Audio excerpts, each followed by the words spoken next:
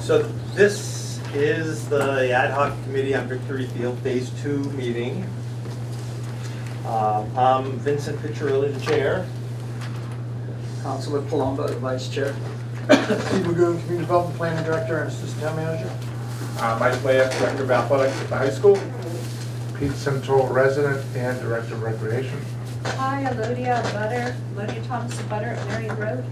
And Cordy, a butter, Catherine Road. Mark Leonard, Arden Road, representing youth sports. Elliot Friedman, Church Street, resident. Okay, we have Joanne Hogan, who's our note taker, trying to make sense out of very long discussions. I really want to thank her for that. We have we're being recorded by Watertown Cable TV. Tonight, if you look at the agenda, we had the very bottom. We said we need to schedule one more meeting. Before we leave tonight, I want to pick a date for that other meeting. So just think about it, and we'll pick a date before we leave. We got a lot to discuss tonight. Finish up the recommendations on lighting and the fences, which we talked about in previous meetings. I'm hoping after all the discussion we had on these topics, we can sort of move through them very quickly and just sort of to kind of stay on schedule to try to get through everything on the list. I did want to say that we received correspondence, which I had made copies of for everyone. That was up through September 29th, so I distributed that to you, and you know, we do take the comments from the public very seriously.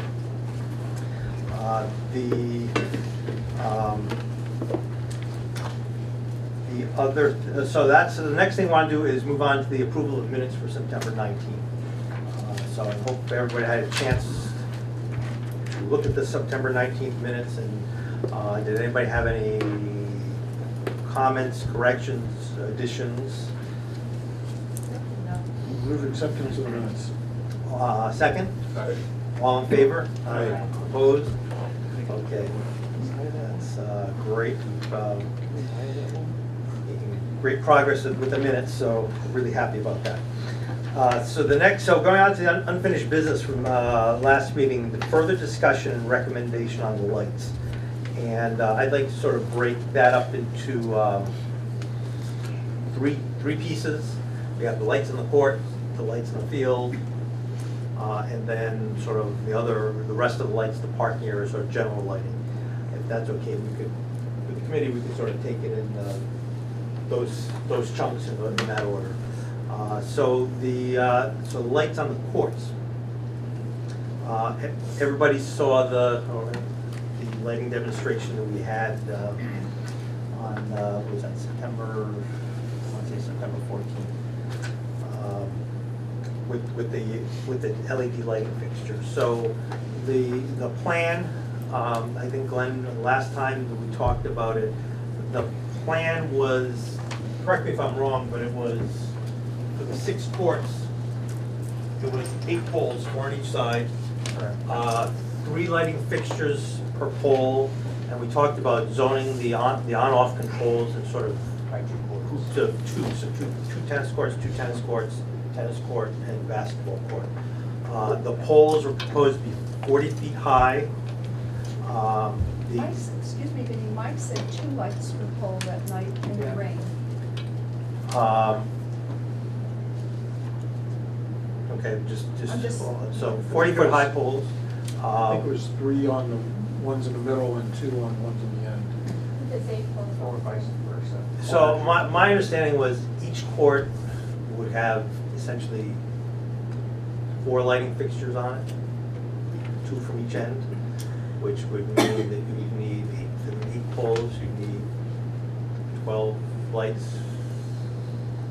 I didn't realize he deviated from the 3 did. fixture recommendations. So it'd be 2, 3, 3, 2, or was it gonna be, I thought it was gonna, I don't know.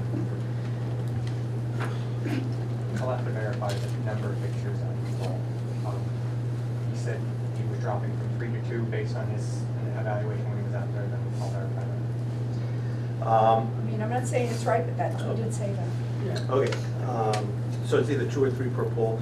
I think the existing light poles, just so the public knows, we thought they were eyeballed them at 25. We actually measured them at 33 feet high. So the 40-foot height is 7 feet taller. And I think in terms of the pole material, personally, I would like to see black finish because I think it disappears better. But that's so. Anyway, so the court lighting, that was sort of what was proposed. Any discussion on the committee about those specifics? So 8 poles, 40 feet tall, 2 or 3 fixtures per pole, zoned with three zones of push button control.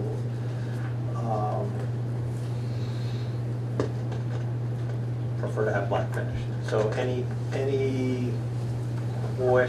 discussion on that? I thought it was an impressive demonstration, and it really cut the light off so it didn't spill off over into adjoining properties and really focused it on the court. So I think it works well, and we should go with it. Okay, so we had a motion to do Could I ask a question, Vinnie? Okay. The questions that I've gotten from the public are still questions about the timers, how long these timers would be set for, and the hard off time in the evening. So I don't know that that's appropriate to talk about here right now, but right now these courts are not being used they're on until 10 or so. Nobody's out there at 9, nobody's out there at 8:30, and so the big issue, they do cut off. They're fantastic cut off, but the other issue for the community is why are we running these lights all the time, etc., and could we have an earlier hard off time? Those are the comments that I have. Okay, so the programming is something that's flexible and can be changed. So let's settle on the hardware first. Yep, okay. So the hardware, are we all, I'll make a motion to accept the recommendation that you said for the 40-foot. so it'll be 8 40-foot poles, 2 or 3 light fixtures per pole, 3 zones of control, and with a black finish to the pole. Second. All in favor? Yep. Aye. Opposed? Okay. Just let me, Mr. Orico. Yes. I'd like to add something that I'm sure has not been considered by anyone. You know, since we've had serious hurricanes in Florida and Puerto Rico and Texas and so forth, now we haven't had a serious hurricane, to the best of my knowledge, since 1938, which is 79 years ago. But since these poles are very close to someone's house, I believe that we should make sure that any poles that are installed there that are 40 feet high, that can withstand is heavier winds as were during the hurricane in 1938, for the safety of the people that live there. Thank you. And I just to Glenn, so generally, what's the design criteria for poles? I do not know the wind load of a fixed pole, like the 10 or so. Okay. So all I'll say is, we'll make sure. They're designed to, I can find out what they designed them to if you would like it for the purpose of the committee. Yeah, that would be. What wind load they designed them. That would be great. Okay, thank you. All right, so that's the courts. The field. We'd asked Glenn to get with Musco and come up with sort of a recommendation for the lights on the field. So what did you come up with? Yeah, the original recommendation really hasn't changed. They still recommend a 4-pole system, 80-foot high. The difference is the LED lights, which the fixtures are the same as you basically saw out for the court. So if you take the court example of a 40-foot pole and you saw one of those lights cut off, a tennis court's 120 feet. So when you get about 100 feet across, 110 feet across, it cuts off. So the field width, you got about 200 feet. So an 80-foot pole, you get out 160 feet, you should be getting cut off. It's a similar kind of a ratio. So the recommendation was 4 poles, 80 feet. we're looking at I think we talked about this in the initial meetings, we'd be looking at a lower level, certain fixtures for just the walking purposes. So those could be on separately for just when there's no events going on out there. I think so it'd be lighting up just for people to walk around. 30-foot candle, I think, is what we had talked about for the lighting level. I prefer to see the poles on the outside of the track, just from an inside safety perspective, but there is space on the inside. We'll be looking to locate those poles and whatever allows us to low, keep them low. If they can go, if we moved them inside and they could drop to 70, maybe that's a more desirable approach. But once they see our final layout, which they haven't seen because we haven't really put this on, but so either 80, probably, I would count for 80, but we may be able to go 70 depending on whether we locate those inside the field or outside the field. So just to clarify, so if they were outside the field, outside the track, it would be sort of, Yeah, about the 30-yard line, so, well, it would be the 30-yard line. so somewhere, Yeah, exactly. somewhere here. Yeah. I think there's somewhere here, and here. If they were inside, I would assume they would be sort of like in these corners. I would think they'd be same distance, they'd be, spaced the same, but inside instead. Possibly a little further out to the edges, but. Okay, so, Can you just- committee, yes, Tony. So they'd be 80 feet high, That's the recommendation from us, yes.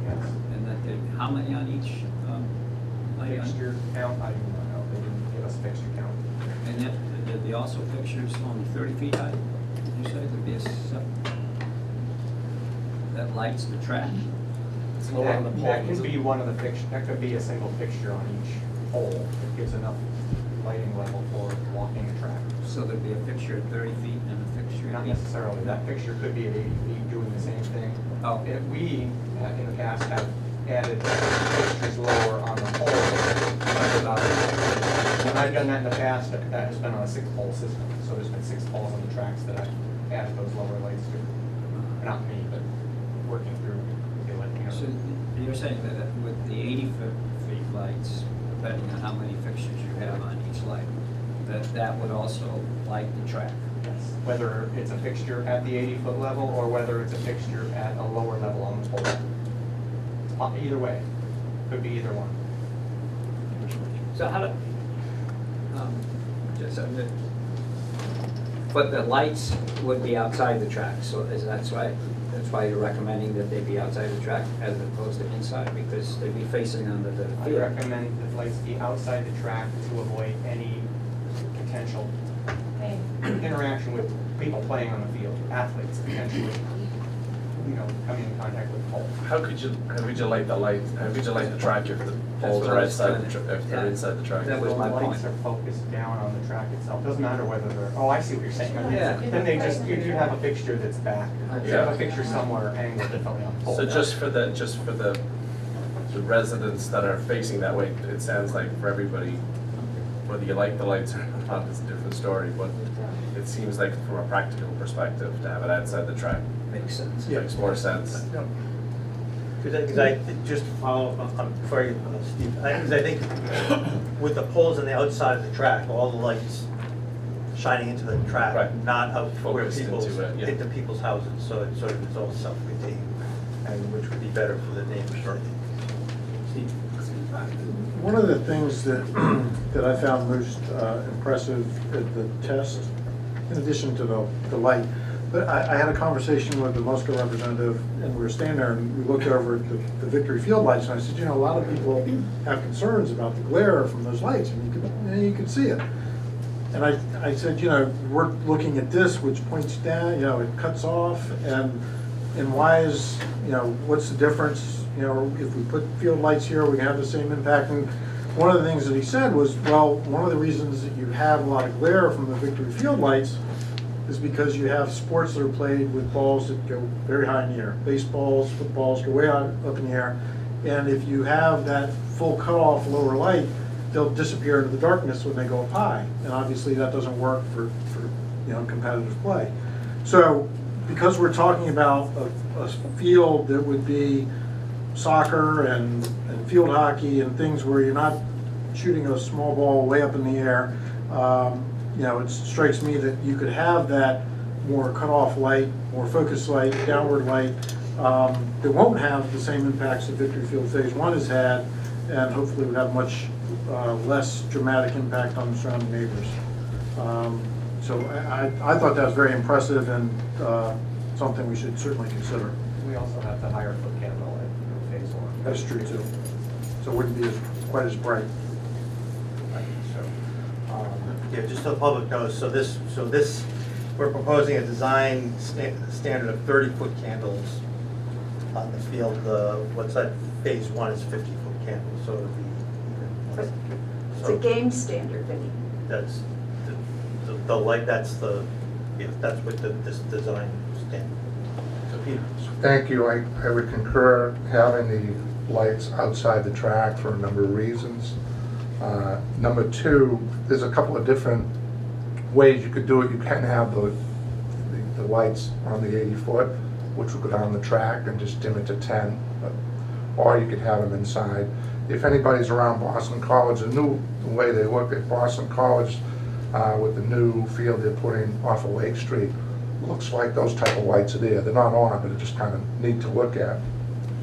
Did we finally decide on the 50, 30, 10 in terms of the 30? I did talk to Cable, and is there any opportunity we might videotape some events on the old side at some point, you know, within 20 years? You know, I was talking to the staff, and again, I know our conversation council with the lacrosse, but I also think that there will be games over there and also potential videotaping, not as much, but so that's my thought. I'm not stuck on that, but I would recommend the 50, 30, 10. Because you could always tone it down. You could just keep it at 30, and then if there was an event that you needed the video, you could bump it up to 50, but you know, that was just my thought. But I think having the poles on the outside, it makes more sense for the residents as well. I will, again, you know, I've gone to a lot of houses in the neighborhood recently. I don't, you know, I would kind of disagree with it. It's great that the lights on the turf are a great impact, other than maybe a couple of houses on Orange Street, but that's my, you know, me going to see some of the houses in the area. But thank you. I agree with the poles on the outside too. I'm not sure if it's, you know, what the percentages of going outside versus inside, but I think I worry about the distance of poles going on the inside, because you've got two things there. You've got track issues, and you've got kids running off the soccer fields. So doesn't seem like there's an awful lot of room over there for the poles going inside. So that would be something I think that's important. I think you can actually work with the lighting for the people at night is pretty important too. I see an awful lot of walkers out there at night. It's pretty dark, especially over by Ann Courtney's house. And I think as something as a service to the community on the number of walkers that are there, I think that is a big feature as well. Okay. Elodie? I went to a lighting seminar last week at Wellesley, and the lighting that is being used is much more advanced, is getting much lower in terms of lumens, given the advancement of these lights. Even 3 years ago, they've advanced tremendously. And the big issue that came up there, and they did mention Musco lighting, I was looking at street lighting as well, is to be really considerate of the abutters and the neighborhood. And that is when lights get turned off, how low they go, and given the new warmth of the lighting, you can go for much lower lighting levels when you're doing general play or for walkers. And I've been walking this track for 42 years, have never felt threatened by the darkness that is there. I think we have to address the neighborhood issues, and to just keep acting like this is all a done deal is very unfair to the people that live in this area. And to ignore what has gone on with phase 1 is ridiculous. To have all these lights on all the time. I spoke with the Musco guy there. These lights do not have to be on all the time. We have both the football and the baseball lights on all the time. We have them going full blast. And I just want some real attention paid to this issue for the neighborhood. Because I have all my neighbors sitting here, we know what we live with, and we can been ignored for 6 years. And I can't just sit here and say, oh, this is wonderful. So I don't know how we're going to address this. But Over it's here. really unfair, really unfair. And I've gotten calls from Casey Park as well, and I know we're not here to address Casey Park, but people are just as mad about the lighting levels there that are on through rain, with nobody out on these fields. What are the standards? I just can't go along with this anymore, so.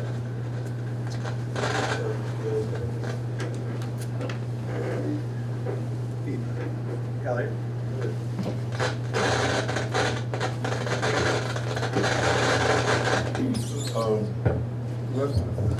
Are the lights that we're talking about, are they, can the lumens be vary? Or they stay at one level? No, they can be adjusted. That's why I think we were asking, if we could go with a 50-foot candle, knowing that they can be adjusted for different purposes. Yeah, and just to that, the guy from Musco said it's 100%, 50%, Yeah, 50%. So it would be 50-foot candles, 25-foot candles, I think 7.5-foot candles. How does that adjustment occur? I cannot tell you how that adjusts. Just power to the LEDs. The model power to the LEDs. So I think that's how they do Why is it must go here tonight? it. Because so anyway, any more questions? Good question. Well, it's, because we've got enough information to make the decision, so. Okay, here's what's gonna happen. If people start shouting things out, okay, they're not gonna be allowed to speak for the rest of the meeting, okay? Okay, we need to have a little bit of decorum, and when other people are talking, just please. We have enough information, we know what the lights can do and what they can't do. So, the recommendation is 30-foot candles, because that's the International Illuminating Engineers Society's recommendation for a field of this type. We can certainly put it down at, program it at half power, which would be 15-foot candles. And if we want to program it down at even lower for housekeeping, we could go down to whatever 15% is, of 30 is. Finn, can I just one thing, and I think it's certainly an emotive topic for a lot of people around the lights. And I know we've got to take them kind of on a piecemeal basis, but if we could identify where we will address the utilization of the lights and how we use them and when they're on, when they're not on, and whatnot, because that certainly falls squarely into phase 2, right? I think it's not unreasonable, but where do we think that will fall into, just so that if we do have lights, because there are lights there, right? I think there are lights there that are part of the DPW lights, and I drove down there a couple of nights, and it was, the lights stay on. It's not Victory Field lights, but there are lights there, and there is some, poorly performing lights. So I can see the rationale behind upgrading the lights and having better lighting. But I think for me, driving by in the dark and nobody's on the field and they're blasting just drives me crazy. Yeah, I agree. So let's, we sort of talked about that back in the meeting on August 7th. So let's, I think once we agree what we're going to do with the hardware, let's come back and talk about the program. Okay. Because I think the programming here and the programming at the courts is flexible.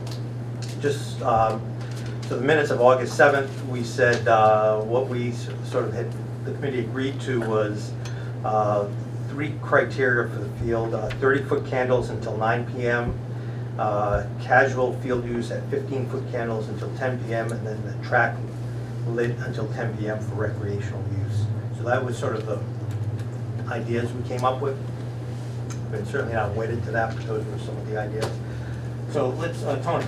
Well, I just was thinking that maybe under tonight, we might be able to get to that under D, which is discussion and recommendation of other elements not identified, which might, I don't know what you were thinking about that, but maybe in that area is the whole issue of the program piece as opposed to the hardware. But just as a consideration. But I would like to make a motion then that we accept your recommendation that there be 4 lights four poles, 80-foot high poles, about on the 30-yard line, on each side outside the track, up on the outside of the track. And that we don't know how many lights will be on a pole, but they can be adjustable, and we go with the 30 candle, is it the candle? 30-foot candle. 30-foot candle. All right. Second. Okay, discussion. Mike? Yeah, I've got a question, Glenn. Do you know the foot candles needed for lacrosse on that field? On that field? 30-foot candle is okay for all sports. The 50-foot candle is the recommendation if you're televising for that purpose, not for play. Okay, so lacrosse could be played with a 30-foot candle. I think Mike confirmed that even when we were out there. It's in the brochure. Okay, my concern I'm coming with is this whole thing that's going down with late school start. Just so people are aware of that, it starts in September. We'll be starting school later at the high school level, which is going to impact high school sports. And with things moving later on, lighting is going to be more of a necessity to deal with games being played. So it's something that's coming down across the Middlesex League, across the state, across the nation. So I just want to be make sure we're able to have the flexibility to play things on those fields. Thank you very much, and not to be, was one of the few mistakes we made on phase one is we didn't have enough zones for the lights. So one of the things we have to do, I'm sorry, this is on and off. One of the things we have to do, thank you. When Thanksgiving Eve comes, the DPW has asked us to keep on the lights. So we keep on a bay of lights, either the baseball side I think we keep on. What we should have done is had zones where they had called safety lights. So I guess my question is, and I understand with the 30, 30 would be used probably 98% of the time. If it doesn't make a big difference, why wouldn't you, who knows what's going to happen in 12 years? Why couldn't we have the opportunity to do 50 if they're like 1% of the use, we might need a televised event at night, so on and so forth, or there's a senior night boys soccer game in the stadium, girls soccer game on the thing. I'm just saying, what's the downside? If we always set it at 30 and then the few percentage times that we need some camera or, or if lacrosse, or if we find out lacrosse, I'm sure more light for lacrosse is better, but that's my only question, not to beat the dem, but that was my question. I did talk to Cable, they says, boy, it'd be nice to be able to light them down the line, because again, once we make this decision, we can't go back on the poles, or it'd be too expensive to go back on the poles and say we gotta add 50%. So that's just my thought on that. Thanks for the mic, Mike. Will these poles also be black? We could, I mean, is that something that you'd want to add in, make them black?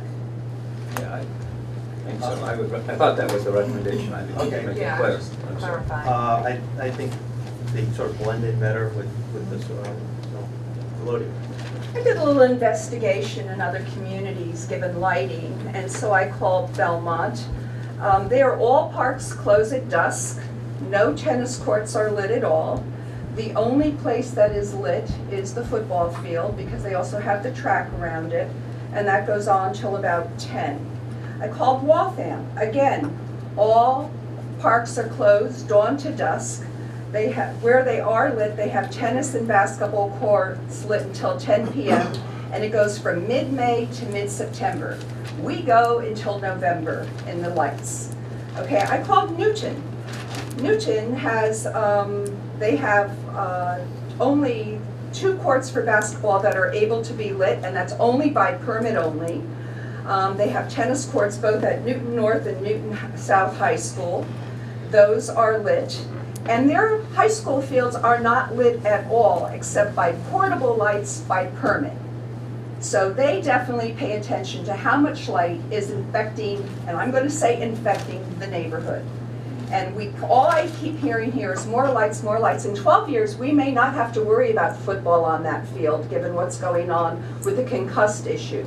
We may have a lot more field time for lacrosse and other sports at that field.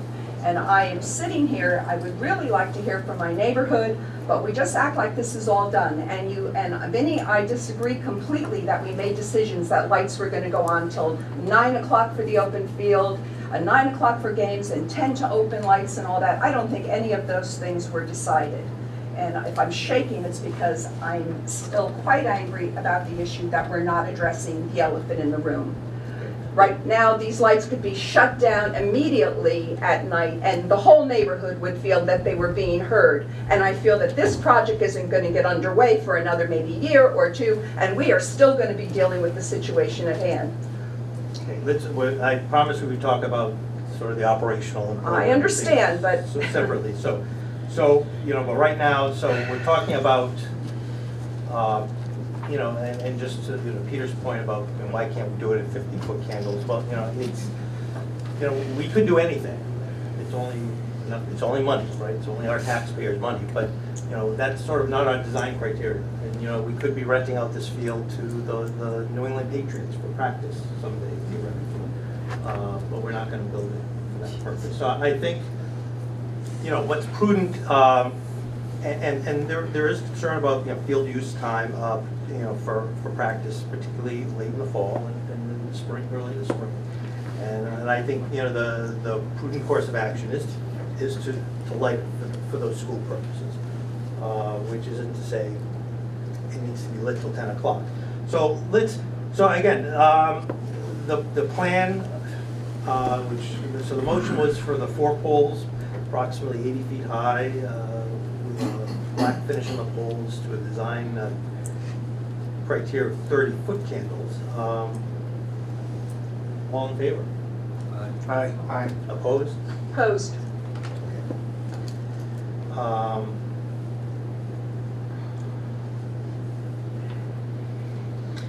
Okay, so let's, before we go into talk about the programming, the timing, the third bit I wanted to talk about was the lighting at the rest of the site, which is primarily the parking areas and the driveway. So that is, as you know, there's currently along the site a series of wooden poles with N-Star flood lamps on them. We agreed at the last meeting that we would like to have those utility poles removed and get the overhead wires buried, which means those floodlights would be going. So what would we want to do? I assume the committee would want to make a recommendation to do some sort of parking lot lighting in those areas. It would be just sort of standard, sort of dark sky fixture parking lighting, but open to discussion. Tony?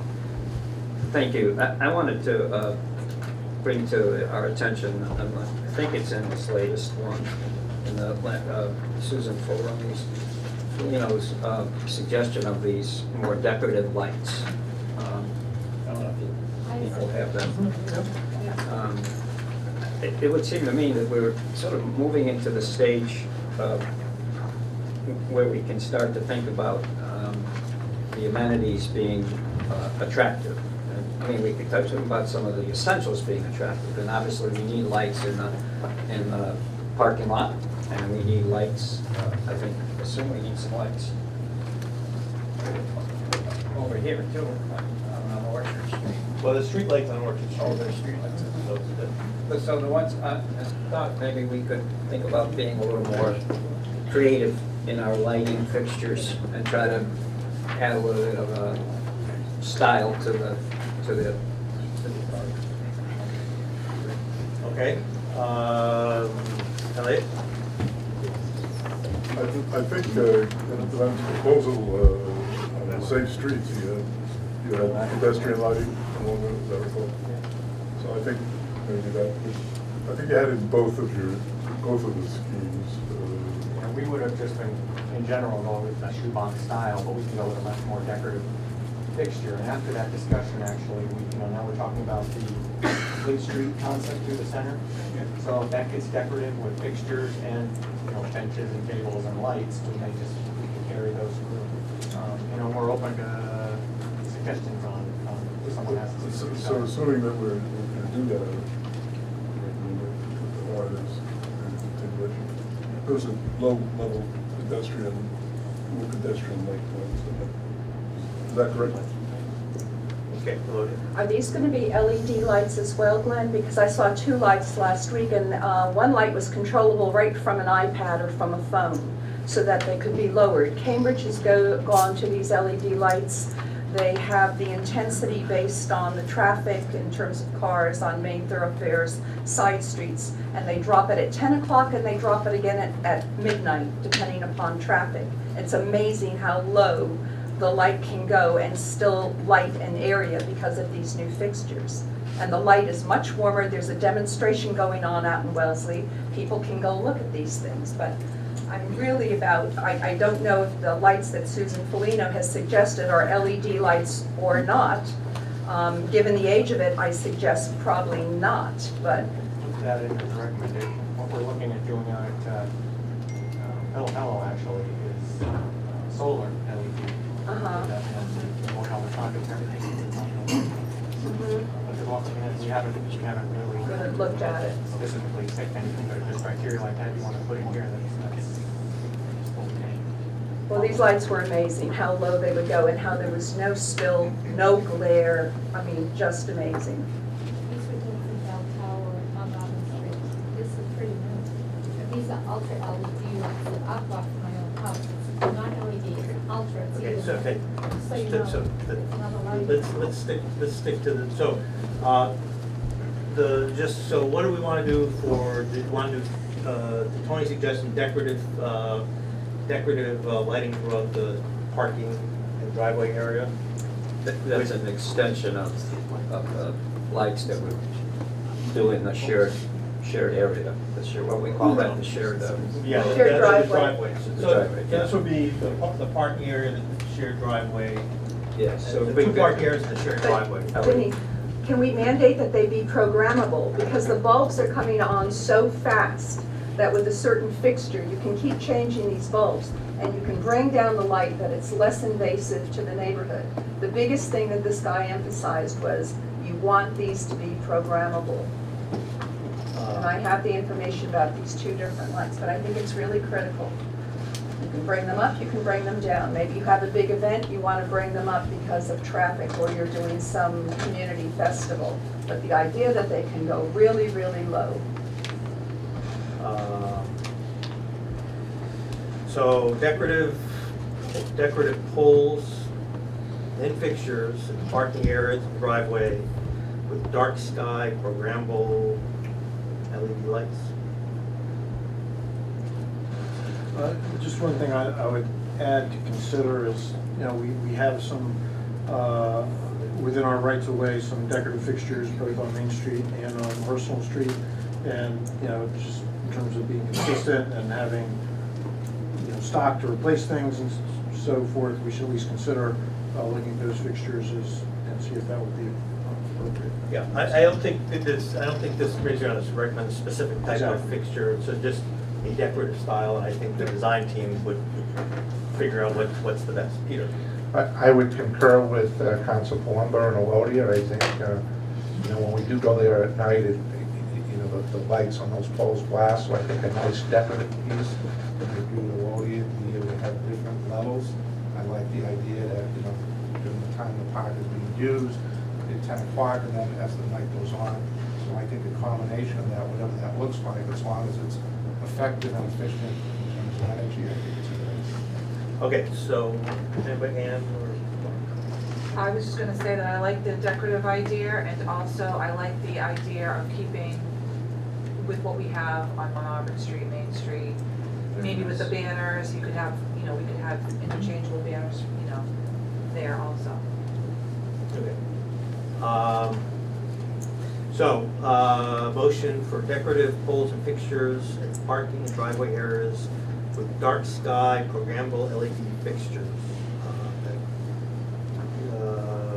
So moved. Second? Second. All in favor? Aye. Opposed?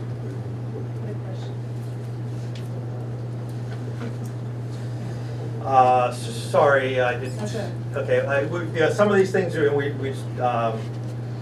okay, so before we get it, so I promised we would go back and just talk about sort of programming. Before we do that, if anybody from the audience wants to speak. I know Dick had his hand up first, so I'm gonna indulge him, and then Shook, and then Kate, and then anybody else. So Dick, you can go ahead. Thank you. I wanted to address the issue of the height of the poles. That's already been voted upon. It's irrelevant. Okay. All right. Shook. We have a demo of these lights again, just like we had before. We had the demo already, so. Field, 14. the field and the parking sheds, we have that demos yet. It's the same fixture on the field. Heights of it. Yeah, so, I mean, it'll be, so I don't think we already did the demo once, and I don't think, the height is. So the answer is no. So the answer is, we're not gonna be able to do a second demo, and we haven't, the street lights, we haven't gotten to that point, but at some point when a specific fixture is picked out, maybe we can take a look at that. So, Kate? Hi, Kate Corn, Watertown. I had a couple points. The first one that I wanted was a question, and it has to do with if anyone looked into the lights they use in Hawaii are sort of a rosy color. They use them so that for street lights. I don't know if anyone's looked into that. That keeps down on the glare. They use that because of the observatory, and we drove around just fine, and with those lighting, it was actually kind of nice. And the second point is, let's see, what was the second point? Oh, the second point was, I'm not a direct abutter, but I am directly impacted by Victory Field lights. I can light up one of my bedrooms, so it doesn't need to be in a direct abutter, just FYI. I'm actually on the other side of the DPW. So, let's see. And the third thing has to do with operational, which you're getting to, which is good, because we need to talk about that. Okay. Thank you. Thank you. Mr. Rhodes? Just a couple quick questions. First of all, we keep talking about the lighting for the casual walkers. Has there been an issue for the walking community of the track looking for lighting for the field? No? I'm just asking. Has there or has there not? It was raised as something we should do, and it's, whether we should do it or not is sort of open to discussion. But in general, It that has not been raised, Bill, by all the people that I communicate with, nor was it raised 3 years ago. So my second question is, Mike, you talked about the later starting. How much later is school starting, which means how much later will sports be starting? Well, right now, it's gonna be 35 minutes later. We start at 7:55, we're gonna be starting at 8:30 in September.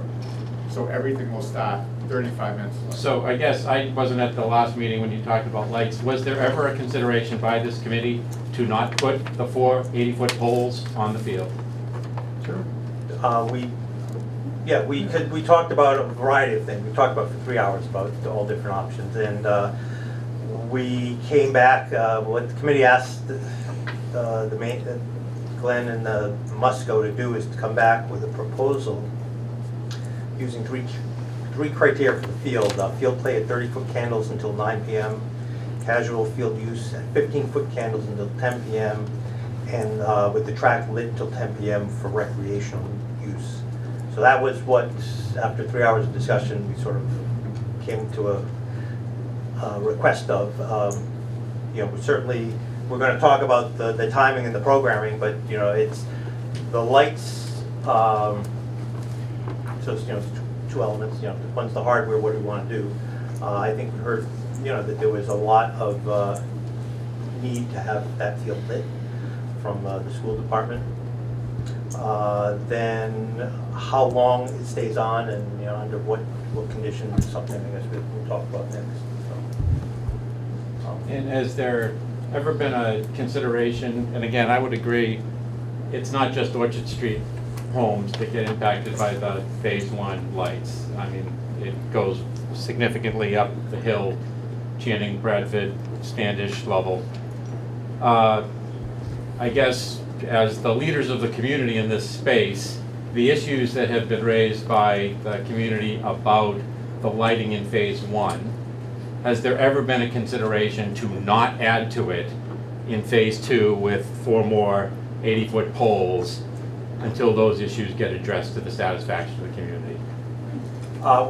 We agreed, you know, our mandate is to design phase two. Vinny, And just hold on one second, and, you know, we agreed we were gonna come back and talk about phase one, after, you know, is sort of what can be done with phase one. But I don't think, you know, what we're doing, at least what we're doing in phase two, you know, we're gonna, with the new technology, you know, there's not gonna be the glare that you have with phase one. I mean, if you saw the light demo, it's really, the light won't go past the property line. And I agree with you with that, Vinny. I guess the other way to look at this, though, is that you've just made a recommendation to put 4 80-foot poles on this part of Victory Field that are gonna have lights on top of them. And much like Peter says sometimes, 10 years, 15 years, 20 years, whatever, you have an option not to put those poles up right now. It's an option that I think this committee needs to consider, because the biggest challenge that this town is having right now is about density and intensity. And it might be the streets, and it might be housing development, but it's also lights and intensity of use of our open space. And so I'm hoping, I think you've done a really good job at taking the pieces so you can take a big subject and make recommendations, but at some point, you need to bring them all back. And I know you're gonna do that in future meetings, and I just think we should all have a chance to voice our concerns as you pull it all together, so, thank you. Yeah, and I think we are gonna look at all the pieces. I think, you know, I think everybody agrees that the lights in phase one are a problem. So, except maybe Peter. You know, they shine in the windows of my house. Right. And you know, I'm 3 blocks away. So, I think I promised that this committee would look at that and come with some recommendations for the town council of how to address that. I have some, as an electrical engineer, I have some ideas about specific things to do. Looking at the lighting for phase two, so, you know, we've got a lot of feedback from school athletics about, you know, the fact that it gets dark and games are called because of darkness, and, you know, now school's gonna be starting a half hour later, so things are gonna be starting a half hour later. So how can we put lights, I guess the challenge is, how do we put lights on phase two that aren't gonna shine at people's houses? And I think with this new LED light fixture that we saw the demonstration of, it was pretty impressive. I mean, it's just, there's a sharp cutoff. And certainly, we looked at it at the tennis courts, shining this way, and there was a sharp cutoff at the sort of at the fence line. You know, with the field here, with light shining this way and this way, you know, it's even further from people's houses, so you can't.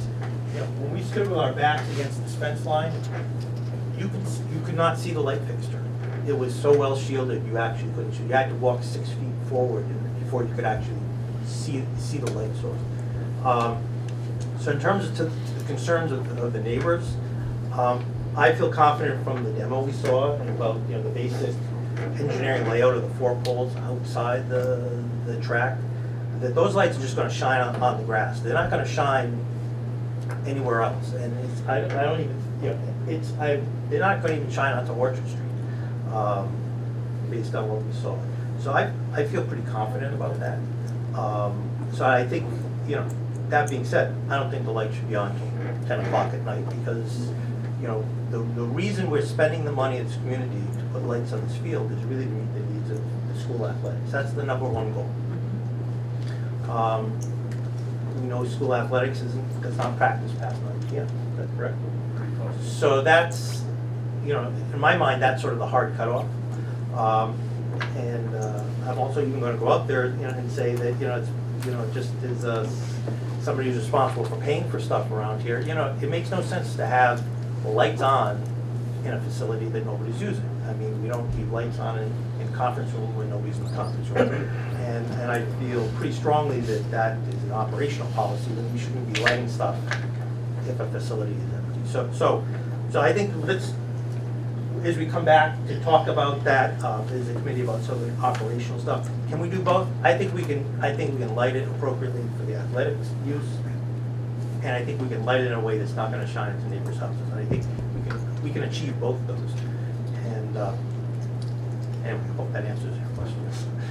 It's not, a little bit. And then, well, I think Mark had his hand up first, and then I'll. Go ahead, Mark. Real quick, so the frustration is palpable, right? I think people are frustrated with kind of what we're doing with the committee, and your point is a very valid one, right? I think, you know, the problem that we have is that this is the phase 2 committee, so we're kind of literally, and metaphorically, but literally fenced in with what we have here, right? That's one of the things. I personally think there's a systemic problem in Watertown around field usage, around lights, around how we use them, around how we schedule, what we do, who we let use our fields. Exacerbated now with the change in time, which is pretty much out of. And if you read the science behind it, it makes perfect sense, right? It's the right thing to do. When I was growing up in Dublin, we didn't start school until 9 o'clock. So you know, the idea of starting before 8 is, so it makes sense. But I think one thing, and you know, I see Mark Sedaris here. You know, one of the things that this committee has is that has done a great job of kind of guardrailing us into what we're doing here. But there's a bigger issue, right? And I think Mark has acknowledged it, and certainly I think hearing this and being here tonight, you know, what are we doing at Philippello? What are we doing at Casey? What are we doing at Saltonstall? You walk out the door after this meeting, the lights are on, right? You know, it's kind of like, what are we doing? How do we do it? And a lot of how this is going to be managed is really where the rubber meets the road. You know, the 80-foot lights, yeah, I don't think that's a great idea, but if we're going to light the field, and this is kind of what we're doing, and you know, how we have to do it, we're in a situation where we have a finite amount of capacity too. And so when you look at kind of what we're doing and the number of folks that we have and how we're using it, you know, do I subscribe to the fact this is the high school field? No, I don't know that I do. Maybe in 1932 it was, but that's many moons ago, right? And it's just not the way of the world, because I think we all have to adapt and adjust. But I think the bigger issue, and certainly as I look at Mark here, I think the bigger issue is that it may well be a recommendation for this group, whether we recommend, it's not just phase 1. Like phase 1 in my mind's eye, it hurts driving by when those bright lights are so bright, right? It's not, it just doesn't look right, it doesn't feel right. You know, the idea that we're doing it so we can televise events, I get it, but you know, it's, you know, we need to schedule on the field with bright lights. It's easily done, right? You just kind of move things around, right? It's a matter of having to adjust. So the frustration, palpable, I understand it. I think, you know, and I'll refer to Mark or defer to Mark with regard to how we make a recommendation from this group as to, or maybe it is a recommendation from the other group as to engaging in a broader discussion around how we use the fields, how we use capacity. And frankly, if we do that right, that should reduce some of the need and the dependency that we have on Victory. And so I'd like to be able to say that although we're going to make these changes, the idea would be is that we lessen the burden, frankly, and it is a burden on the field, you know, on the coaches, on the residents, and kind of what we're doing there, so that we can kind of hit a happy medium. But you're right, the intensity of Watertown, you just have to drive around between 4 and 6. It's a different town than it was 2 years ago, right. let alone 5 years ago. It's just different, and then we have to adjust. And hopefully one of our recommendations can be that we do a broader view of what the world looks like to lessen the burden on folks that frankly have to deal with it every day. I have lovely pictures on my iPad that can show you the lights that are beaming into my house from the back and from the front, given the street light. But my real concern is those of us in this room have been discussing this for 6 years, asking for some kind of accommodation with regard to the lights, and we still don't have it. And we've been meeting now all summer around these light issues, and we have continue to see them on during the rain when nothing is scheduled at the field. What does it take, and who is accountable for this? Who do we go to?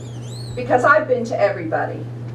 And I can't continue to talk as though this is such a wonderful idea when we have such an issue that could just simply had some gesture of good faith to resolve this now, before we get to phase 2, to say we hear you in this community. We realize that this has been unreasonable and this is what the change is going to be now.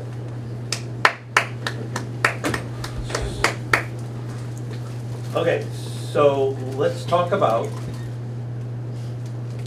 the program and operational issues.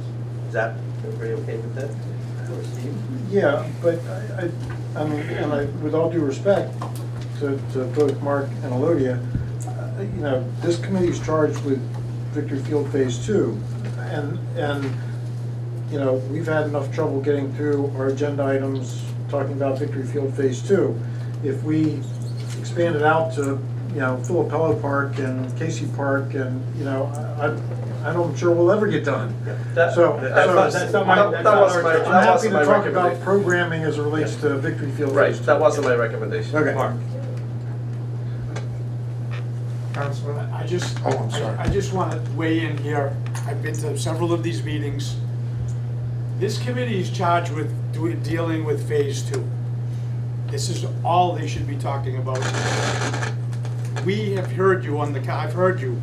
On Tuesday evening, we will refer to the appropriate subcommittee a discussion about the policy as it relates to lighting and procedures of how we can control some of the way the lights are used, in particular at Victory Field Phase 1. That's what I can assure you we will do, and we'll have a separate discussion. I think we haven't done that yet because we wanted to let this committee do some work. The Phase 1 continues to come up every time we come here. This is not the appropriate place for it. I know it all fits in together, but I think with all of the new technologies, and we saw them the other night in the rain, you know, the lights can be cut off. This is a totally different project, and I think the appropriate lighting will work out in this one. We will refer on Tuesday evening to the appropriate subcommittee a discussion about all of what everybody's concerned about here this evening and what we've heard, you know, and that's really outside of this committee. So I'm hoping that you can allow this committee to continue to just talk about phase 2 and get them through this process, and we will talk about phase 1 and other lighting issues on the council level. Sorry. Okay, thanks. Okay, I think Peter had his hand. I mean, I hear, I mean, you heard Council President, I understand people's concerns and I respect that, but we've had a lot of meetings here. I'd rather start talking about the fences and go from there, and, you know, that's what I mean. And Council President, he says he's gonna do it, and, you know, it's a concern of residents, I respect that. I mean, I have some thoughts on it that I don't wanna share here, but I think we should move on to the fences and try to knock some things off. Thank you. I did want to get to the fences, but I did want to just circle back about the lights on phase 2. We talked on August 7th about, let's talk about the field lights, and then we'll talk about the court lights. We did talk about having the lights on, so we talked a lot about lights.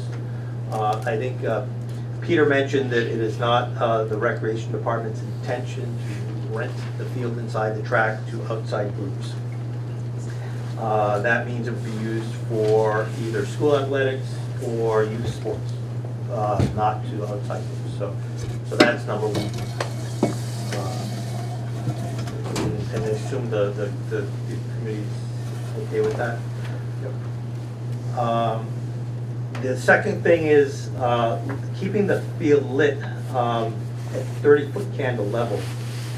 We had quite a bit of discussion about that, and what we settled on as a placeholder is leaving it lit at 30-foot candles until 9 p.m. Now, the other alternative is it's only lit when the field is actually being rented out for either youth groups or school athletics, and that if the school athletics is not scheduled to use a field, or if a youth group is not scheduled to use a field, those lights could be on. So that would be, I think, 2 options. That, of course, would mean, you know, school athletics in the spring finishes up at the end of Oh, yeah. And then it doesn't start up again until the end of August or the beginning of September. So that would mean, unless youth, like youth soccer, do you do stuff during the summer or no? No, So that would mean, for all practical purposes for the neighbors, that the field inside the track would not be lit from the end of June until the beginning of September. So these are some options, and you know, to a certain extent, all this is all computer programmable. So it doesn't. We could do one, we could do the other, we could change our mind. You know, it doesn't really matter. But I think it's important that this committee gives some general recommendations for the installation and initial programming of these lights, so everybody knows what we're signing up for. And I think that that's important. And certainly, 5 years from now, there could be all new people, here, and they could decide to do something different, and they can just go in and change the program. But I think it's important that we go on record and say, what our expectation is about, once we install these lights, how they're going to be used. So at least the public is clear, and at least the staff is clear on what they're getting into. So I'm going to throw that out there. See if I'm just going to open up to the audience in case people have some questions. So, Vera Marion Road, and if it's all programmable, it should be pretty easy. But who controls the computer program to make sure this actually operates the way it's supposed to once it's decided upon time and levels, and who is responsible for that? the rec department. And who holds the rec department responsible should the program not be operating the way it should? Ultimately the town manager and the town council. Okay. So just, and I think that's, I think that's why it's important that we all go into this with our eyes wide open, what we're actually signing up for. And I think, and I'm not, I think it's better for you, it's better for us, it's better for the rec department. Everybody knows what we signed up for. So we don't need to, I think, overwork, but I think we need to settle on some ground rules. So when it gets installed and it gets done the initial programming, we're all happy with the results. Tony. I just wanted to, I think the general approach that the lights, the 30 Campbell not be used when the field is not used seems to make sense. But I do want to give a little more flexibility to the high school sports. And I think we should be able to say, that they go till 9:30, just so that, given the movement of the late start, if I remember correctly, if I know anything about sports, high school sports, is coaches will push it right to the edge, and players want to play as much as they can, and it seems to me that we should provide some flexibility and move it to 9:30. I also think that the idea of dropping them to 15, is it 15? Yes. They go down to 15, so that people can continue to use the track and the field. Seems to make sense till 10 o'clock. And we're talking about the field lights and the court lights too. Well, this part we're just talking about the field lights, right? The field lights. So it seems to me that would work fine for folks, giving a little more flexibility to the high school and the junior high athletics, given the start time change, and allowing people in the community to use the track and the field, not just the track and the field, till 10 o'clock at a much dimmer Campbell foot. Councilor, and again, maybe on municipal platform, so I'll kind of review. I understand what you're saying, Council, and thank you, but I think the high school should be able, in regards to your point, I think the flexibility should be with the stadium. And I'm trying to be a good neighbor, a lot of people don't think so. So I think 9 o'clock on the Oval, Mike's a good schedule. I think if they needed to go past that, I think, which they shouldn't have to, because ultimately if you have 2 fields with lights, you should be done sooner than that. That's my thought, just to be fair to the neighborhood. Number 2, I guess I'm a little confused. For me, I wouldn't have those field lights on at all after 9, so even at the 15 level. So I don't know if I didn't do a good job saying that, council, but that's, at 9 o'clock, they should be shut down. The other piece I'm pretty adamant about is, obviously, it's the high school facility and then youth groups. I am committed to not renting it out to outdoor, outside Watertown, but I am committed to having it open for just free play for our residents. We don't nearly have enough to do for our teenagers. I know the Boys and Girls Club is doing a great job and opening up, but free play, if you go to Victory now and when I close up, free play, they enjoy it. So I think even when it's not permitted, I think to have it till 9 for kids just to kick around a ball and throw a frisbee or whatever, I think it's open. And I know we're not talking about the courts, but 10 o'clock is a norm, as far as I know. People do use the basketball court and sometimes, and that's already been answered because we have the push button. So and I agree, I hate going by there, especially, you can't control those tennis lights and they're on with the rain. But we've already answered that question. We have a push button, whether it's for 60 minutes or 75 minutes, they won't be on unless used. So that's my thought. So you know, the thing that makes me nervous, council, when people say about, well, if it's not, you know, permanent. Well, we want to remember that field is for everybody, so it's not just for the high school, it's not just for the youth groups, it's for people who just want to go down there and a lot do, and just play around. So that would be my thought. Thank you. Hey, Mike. I want to kind of concur what Peter said there. First of all, as far as the high school goes, we are through with the field probably early June, maybe the second week in June our season wraps up. We're not there in August. July, August. We're not there December, January, February, and half of March. So that's almost half the year we're not using the facility. As far as from an athletic point of view, as far as I'm concerned, shut the lights off. I don't have a problem with that. I will speak to the casual piece. Having been a former health teacher and we're looking for things for kids to do, I think that piece of having the field available for kids to go out, we've talked about it here, kids being able to go out and kick a soccer ball on their own. I think we have to provide activities for our youth so that they have access to, for recreational activities as an alternative to other things that are out there. So I think providing that for them is really important. Councilman Palumbo, I appreciate your support till 9:30, but if I had anything to do, I would not, my coaches would rather be home with their families, okay? This whole athletic thing now with late school start, we have Wednesday meetings that we can't, on once a month, we can't get out on a field till 5 o'clock. I haven't even brought that issue up yet because if we have teacher coaches, they have to be administrative meetings. 3 Wednesdays out of the 4 a month, they're in meetings. 2 are 1-hour meetings and one of the Wednesdays is a 2-hour meeting. So they can't even go, teacher coaches can't get out onto fields with their teams. Those are all the things that are kind of impacting athletics right now. And it's getting to be a very difficult thing trying to run an athletic program and provide the experience for our kids that we want to.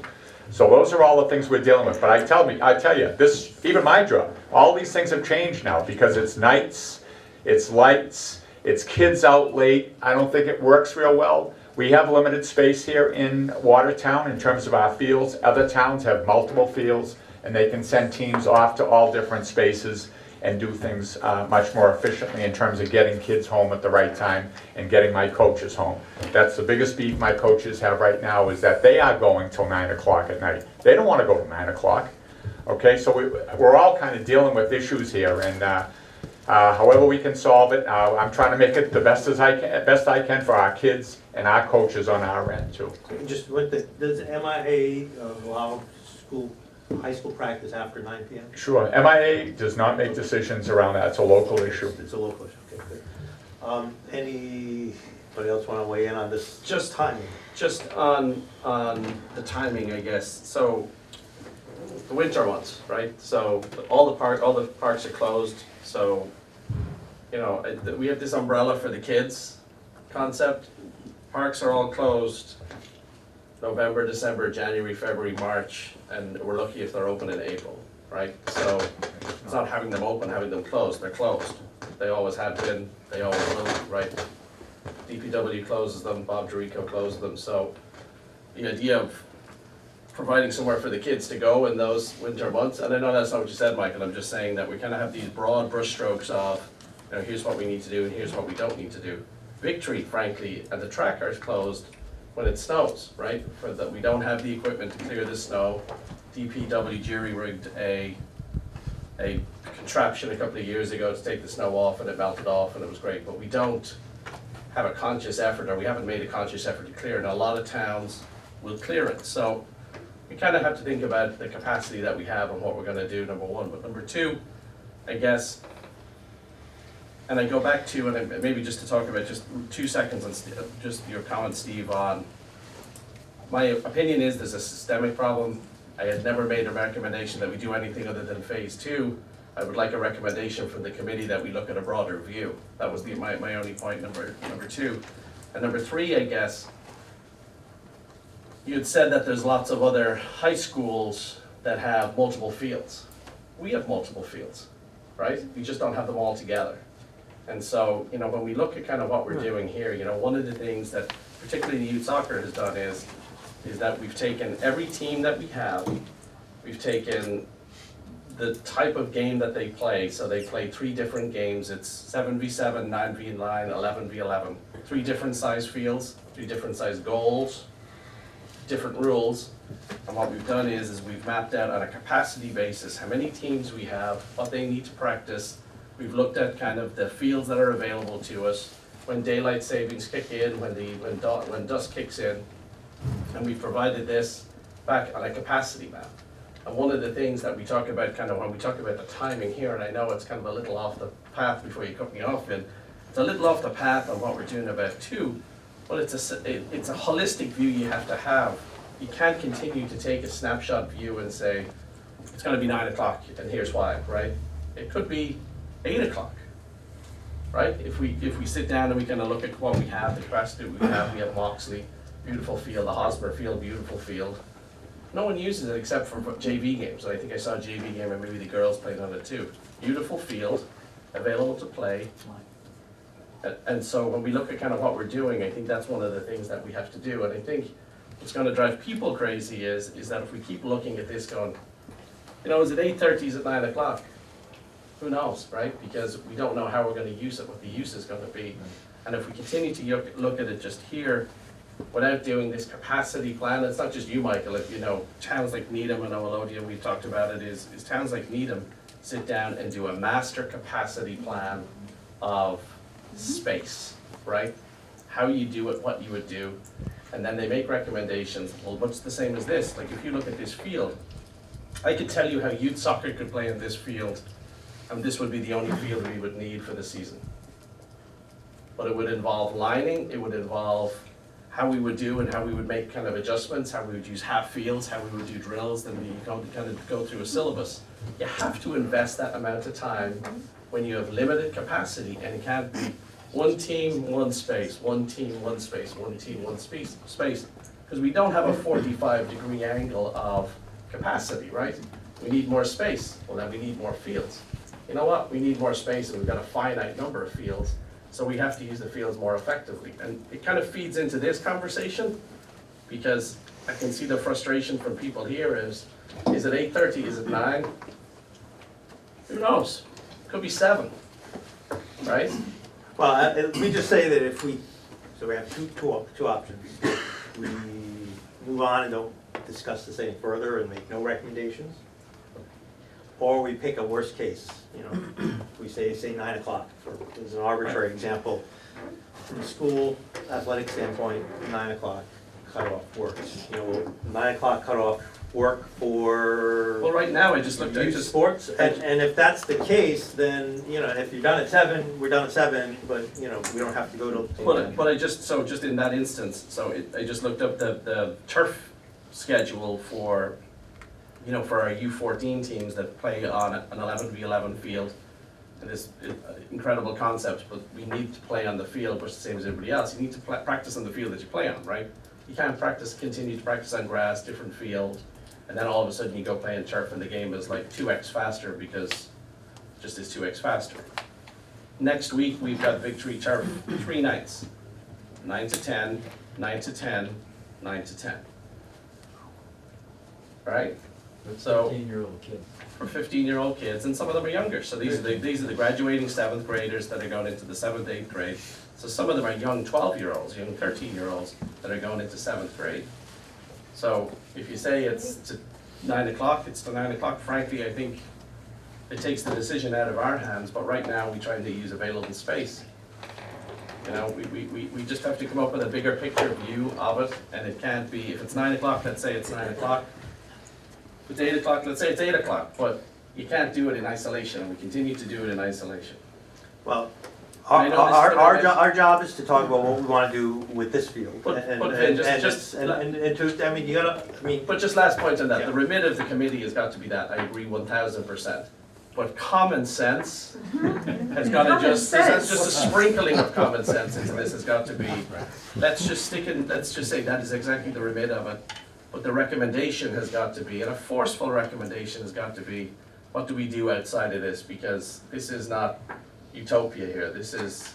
we gotta look at the other, but, you know, other parks are being renovated, Moxie Field, work is being done, Philatello Park, and, you know, each of those needs to, you know, we can't just say we're not gonna make any decisions until every other field is decided on, because then we'd be here 20 years from now still deciding what we're gonna do, so. You know, That's not what I said, so. At some point, we gotta make a decision, and I'm gonna let the audience speak, because right now, you know, personally, I think we should set some outer boundaries, and if we're done, Right. if we can achieve the mission within that boundaries, then that's great, but at least, the public knows, you know, what the outer boundary is. So I'm gonna start, I'm Caitlin, I live at right. the bottom of Standish Road, so I have been coming to these meetings, played sports at Watertown High, I totally value athletics.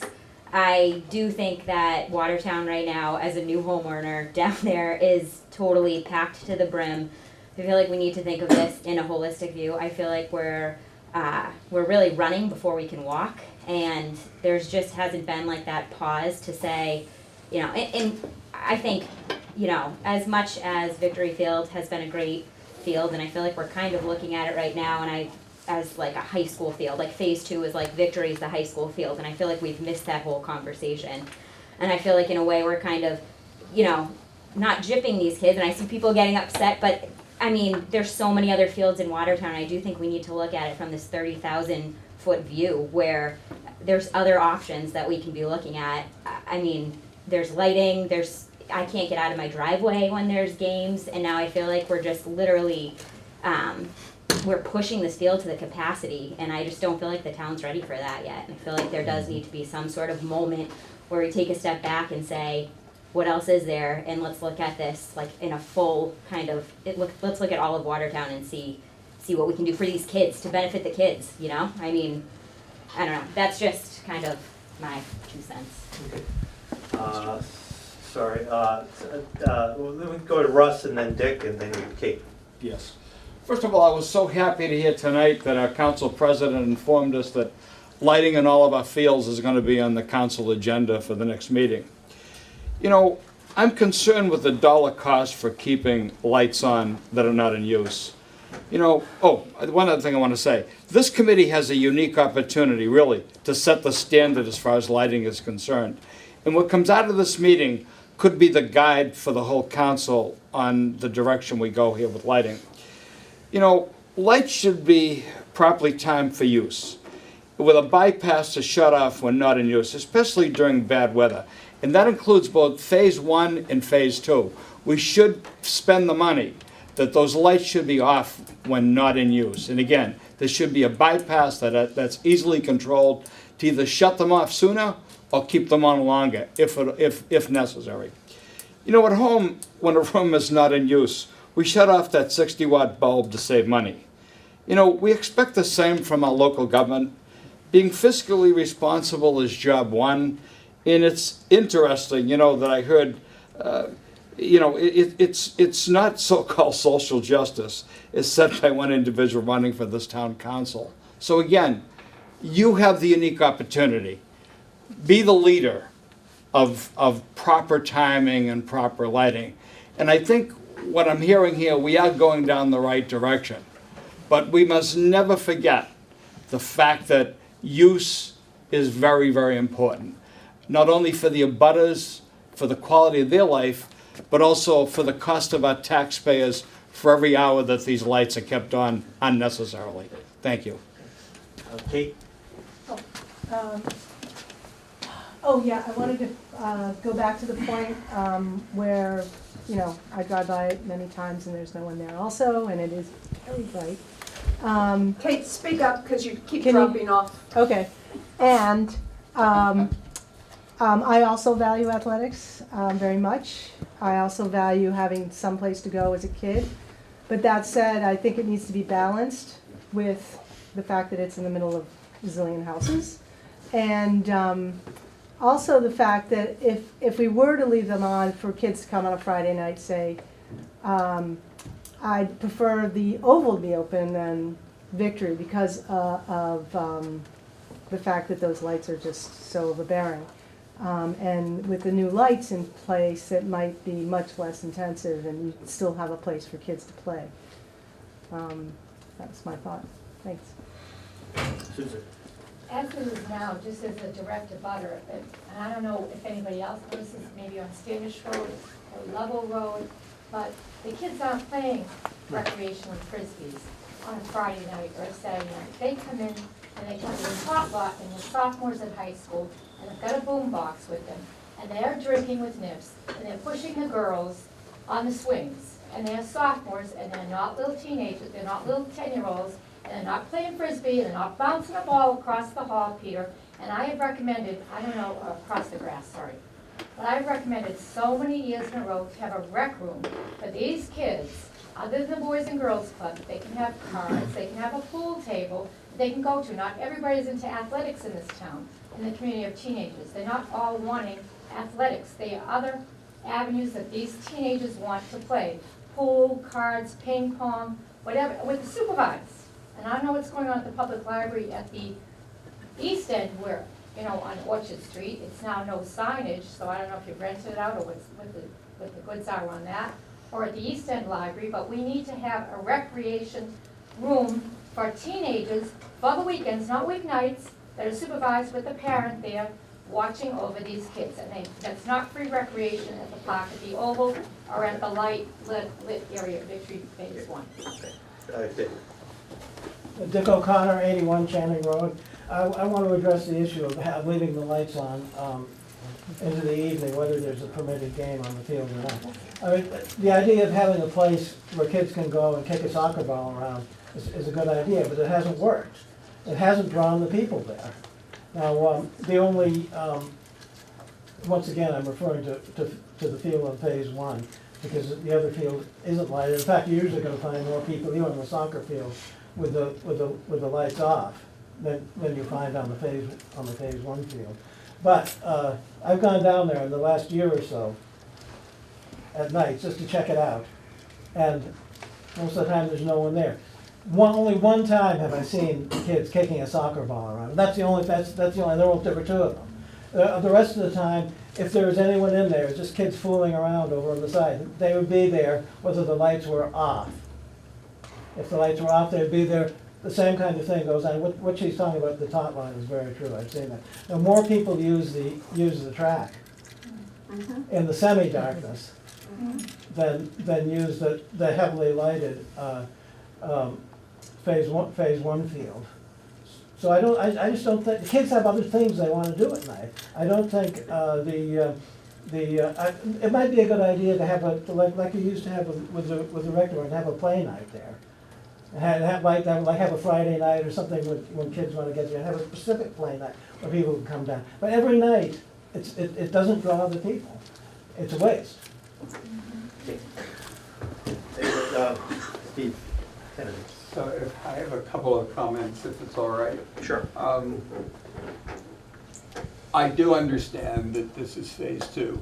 But with respect to Mark's point, I think it would be important in your report to the council to make clear that all these lighting recommendations are based on the issues surrounding high school sports, and that you can't address you can't assess or address whether there's community-wide alternatives.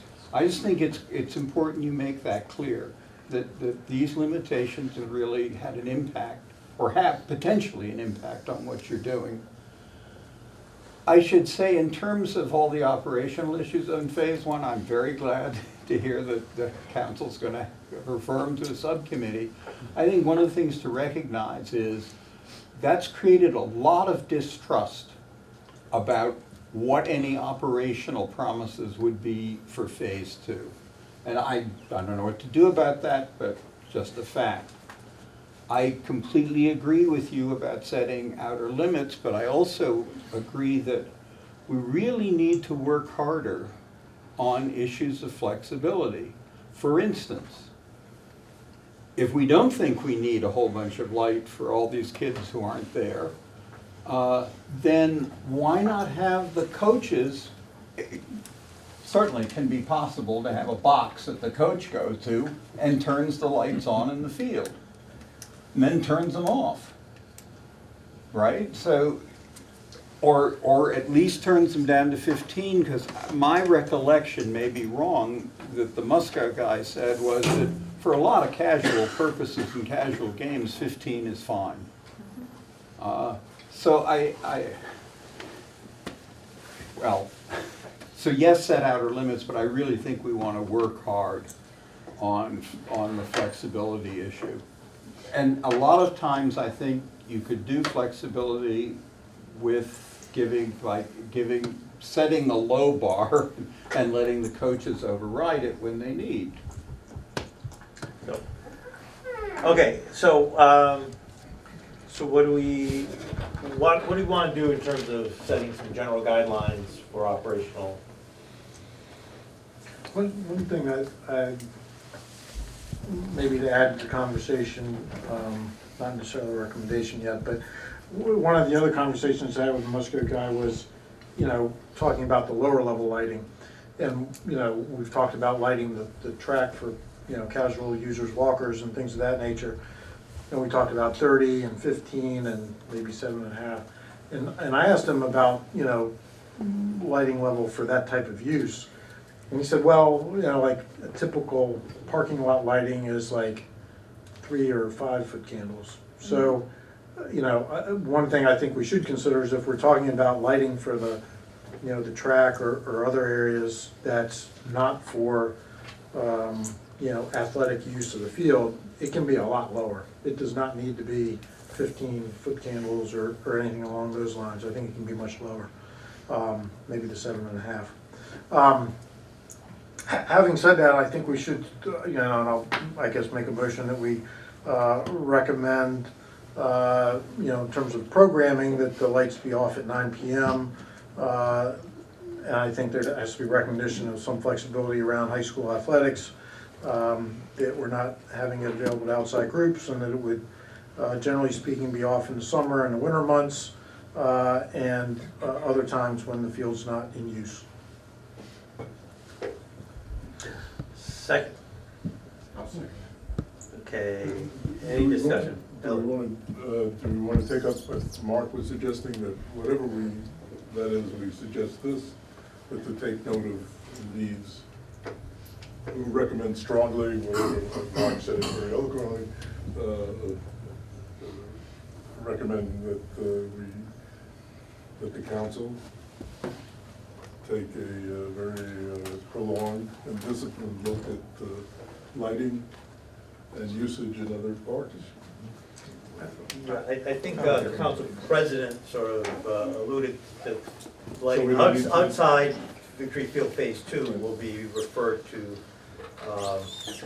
the council and a committee, another committee for further examination. And there are lighting projects going on in other parks right now as we speak. So I think that's, and again, I like sort of maybe what Russ said. If we can get it right here, and everybody can say, aha, that's the kind of lights we can live with in our community at Victory Field Phase 2, then I think we as a committee would have done a great service to the community. So I'm sort of laying a load here. Okay.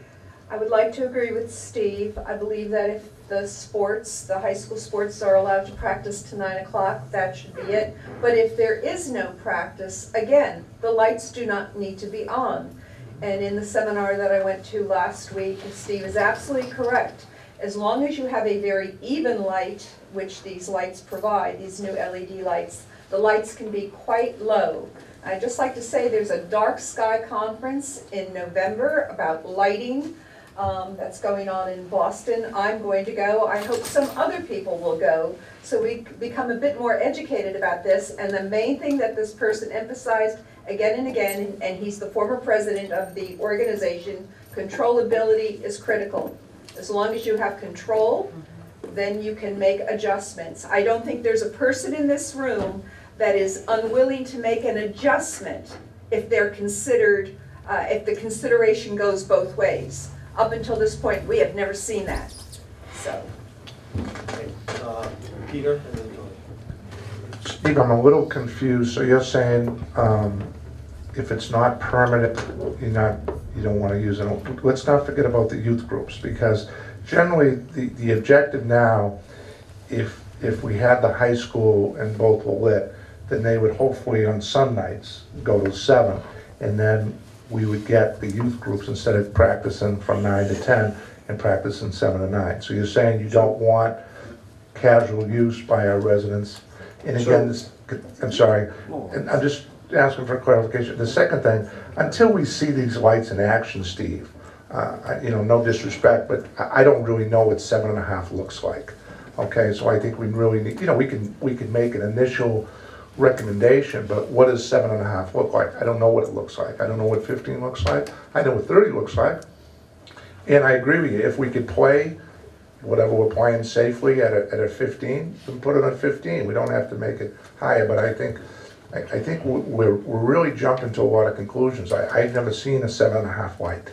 I don't know what that means. So let me clarify. Yeah, thank you. A couple things. In terms of 7.5 foot candles, again, he was talking about the typical parking lot lighting level is 3 to 5 foot candles. So if you think about your typical commercial parking lot, maybe not a car dealer parking lot, which is probably much brighter, but a typical commercial parking lot that's less than 7.5. So for the casual walkers around the track, I think 7.5 would probably be fine. The walk is fine. I thought you were talking about use in the field. No. Okay, So, sorry. so use of the field, when it's, and I said permitted, I would meant that to be, the athletic programs or youth groups, whatever we have scheduled. And I would include in that scheduling, open field time for the community that we could put out there and say, Friday there isn't a team on, the team's using the field, it's gonna be available for community use.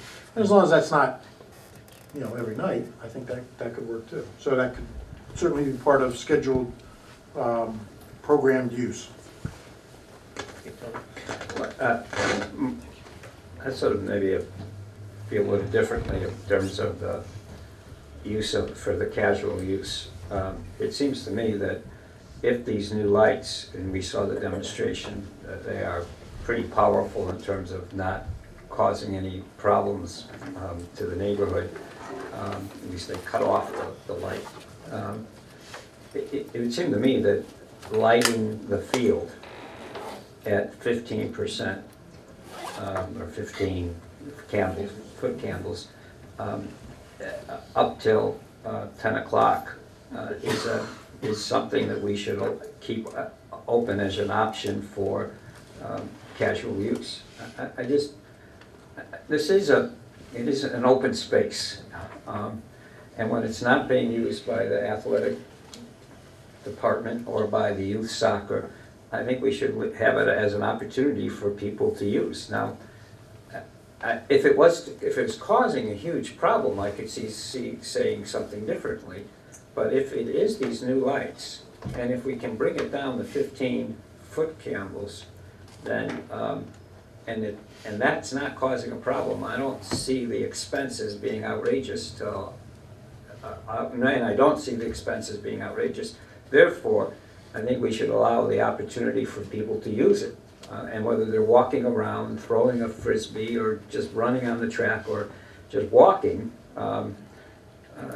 in that area, I don't see a problem. And we haven't even talked about whether those lights can serve, I mean, what we're going to do with some of the space around the track in terms of amenities for folks. And so I think that we should allow that option, and we should allow people to have the option to use the field.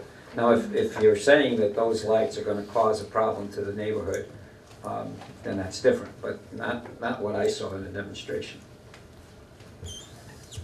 Have you been over by the Fesden, Tony, to see the lights over there? It's a huge light box. Whether there's spillover in people's yards, you are still looking at a huge light box. And I think part of the issue that the neighborhood is discussing is, yes, we will still have that hard line, but it's not a dark sky. Kids are playing out there now in the evening, and then at a certain point, it is a school night, they go home. So the idea that we have to have these lights on until 10 o'clock every night is to me completely absurd. People have been walking there for years. It's overdone. It's really overdone. I think this 10 o'clock thing is crazy. You can go to a lower light level. I think people need to be more educated about the lighting, period. So, Mike? Yeah, I'd just like to speak in regards to the 9 o'clock. I don't have any problem with practices at 9 o'clock, no issues at all. I would like to have the flexibility on a game situation. If games, for some reason, go longer, I'd like to have that flexibility because things happen. We had a football game a couple of years ago. This school came from Worcester, and it was Columbus Day weekend. They didn't get down to almost, I think it was almost an 8 o'clock start because of traffic on the Pike. So things happen. It's totally understandable. I just don't want to, all of a sudden we're making a policy at 9 o'clock and then we're in the middle of a game and the lights go out. I just totally understand. Yeah. So I just think, if I could maybe just summarize, I think we're all talking about, flexibility for, say, high school youth games to go later, or youth sports, renting it. But in general, if the field isn't being used by school athletics, or if it's not being used by youth sports, we don't need to light it at 30-foot candles. And the question is, we could light it at a much lower level, and then the question is, how much lower and how late? I think, so we have, I think to the point that Steve made, lights off at 9 with flexibility of the athletics. No rentals to outside groups, and it's off during the summer and winter months. Gives us some flexibility that if we want to run a Saturday night program until 10 o'clock, that the rec department can do that as a special event. I think we're all okay with special events, but it's just the every night, school nights, I think there needs to be sort of a limit. And I don't think, kids are going to be out there till 10 o'clock on a school night playing. You wouldn't expect that. So is that, are we sort of okay with that? I mean, I don't want to get too prescriptive, but in terms of sort of a general guideline, are we okay with that? Tony? I have no problem if you want to lower it from 10 o'clock to 9 o'clock, but let's just be realistic in some of it. Kids don't go home at 9 o'clock because it's a school night. I mean, I don't know what kids we're talking about in terms of high school kids. But if people feel better about being at 9 o'clock, and and the 15%, it's down to 15%, and at 9 o'clock they go up, or it drops down to 7.5 for the walkers who walk late at night, who like to walk at 10, beyond 10, that's fine. I'm not saying it needs to stay till 10 o'clock. And Council, I know, I'm sorry, I'm fine with the 9 o'clock, if it's okay, 15%. When I made this initial recommendation, try to work in good faith. I'm the one who brought it from 10 to 9.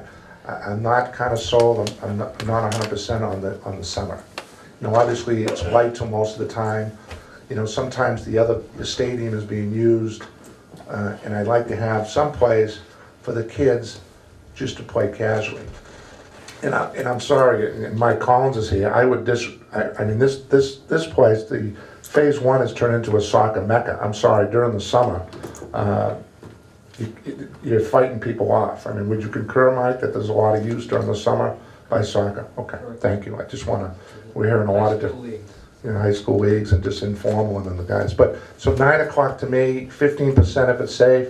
I'm kind of torn between the summer. I don't want to kind of get locked in at this point and say, no summer, I can't be like that. I would like to have flexibility on that. Okay, is everybody okay with some flexibility in the summer? Yeah. For, certain events? So, the general consensus is that the lights at 30-foot candles are off by 9. Is the hard stop with the flexibility as we discussed. Everybody okay with that? Yep. All in favor? Aye. Opposed?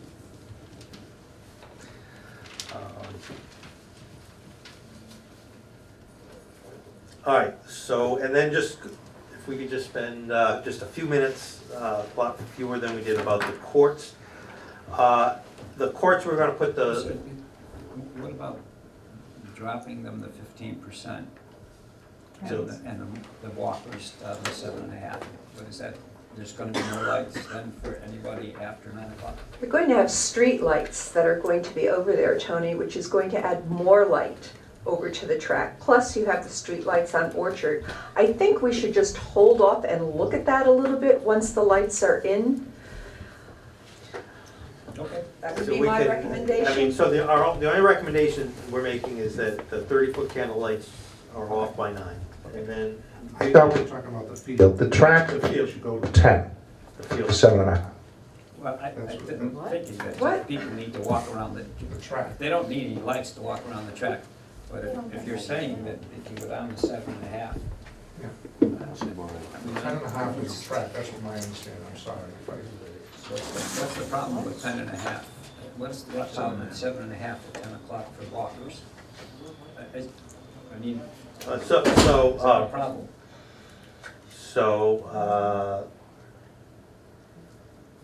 Can we hear from people? So lights on the track until 10 at sort of the 7.5% foot 7.5 foot candle. Can we hear from folks if that's a problem? Anybody? That's why I recommended the pretty decorative lanterns, just to be scattered around the track area. Instead of, I don't know, what the Musco lights, 7.5, but the lanterns are very pretty outside the oval, not inside the track, outside, be scattered. I think walkers might like something like that. They don't have to be that many, but they could be pretty, and I think they'd be very nice. Interesting. Better than a Musco light in a big pole. Okay. What do you think? I'm unclear what you're recommending. You're saying to shut off the lights that focus on the oval but leave lower lights around the track for an extra hour? Is that what you're saying? I'm not clear. Yes. Yes. Yes. Yeah, that reduce them to 7.5 foot candles and leave them on till 10 o'clock. But if people feel like that's not gonna work, then Okay, you gotta hear I it. need to ask Okay. another question. I'm sorry, because in what I heard, games are at 30-foot candles. You can practice at 15-foot candles, but games are the 30-foot candles are the proper lighting level. So, and in casual play, you can go to 15 or 7.5. So I think we're all over the map here. I'm going to agree with Peter on one thing for today, and that is, okay, Make sure you get you that. get this on, Right. you got this, Joanne? I think we need to see the lights on that issue. My main concern is that the highlighting level is done for programmed events, programmed games, whether it's a high school game or Mark's youth soccer team. The scheduled activities, if it's not a scheduled activity, that is a game kind of thing, the light should go lower. Can we go out there as a committee and look at this whenever they go in? I might be dead by then and I'll be out of your hair, but, you know, But I thought we all agreed that there's no lights at 9 o'clock, no 30-foot candles, no at 15-foot candles at 9 o'clock, it's off. But why would we have a 30-foot candle on, Tony, at 8 o'clock if there's no scheduled game? If it's not a scheduled activity, why would we have to have the light on that high? Oh, we don't. Well, I've seen, we're getting very confused here, I think. Okay, I thought you just wanted to deal with one thing at a time. well, I We're was, mixing things. I was trying, okay. Do we want to have, so we said 30-foot candle lights are off by 9, right, in general. Do we want to say if there's no program, school athletics or youth sports athletics, and no special events, that till 9 o'clock will be 15-foot candles?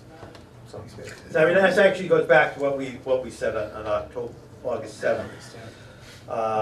Scheduled field play at 30-foot candles until 9 p.m. Casual field use at 15-foot candles until 10 p.m. And we can track lit until 10 p.m. for recreational use. So that idea, we could change the casual field use at 15-foot candles until To 9 9 p.m. o'clock. Yeah. And does that encompass everything that we want? Members of the public? Bring it down to 9, right. Just, Russ, ready? sorry, Russ. Sure, no problem. Something I just want to understand here.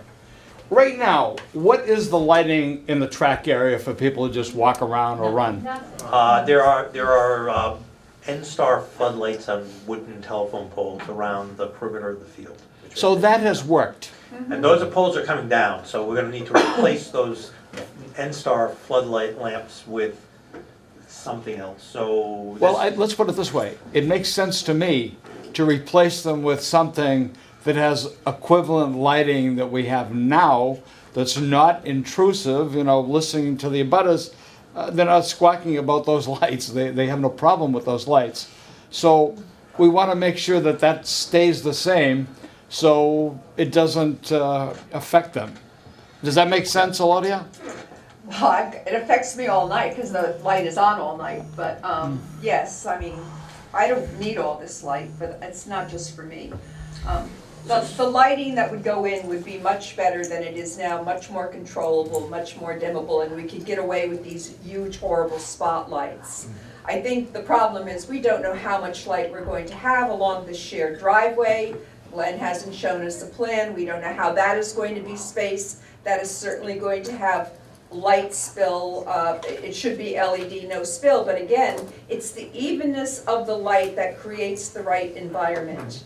And with these new LEDs, the evenness of the light is truly amazing. I saw the demo in Wellesley. We saw the demo on the field. It's the controllability that is critical, that we can adjust it down both for the shared driveway and for the fields. And when we get that controllability, I think we as a community can go out and say, hey, let's be real, guys, we can turn this down. And that's what I want to be sure that we're going to discuss as a community. That makes sense. Thank you. So again, I just think, it's hard, so, we made one decision. Let's leave the low-level lighting until, we're gonna propose something in terms of how we're gonna program it. I think we can see how it goes. I mean, We've met the needs for the high school and for youth sports with what we've done. I think the rest, we have to feel our way a little so, bit. I mean, And I'm sorry, the one thing, if you go to the track, and I respect your opinions, I'm sorry, if I have I've had walkers say, Pete, it's very dark on the Catherine Street side. So when you go down there now, there's floodlights. It's like it's like a war zone down there on the half of the oval.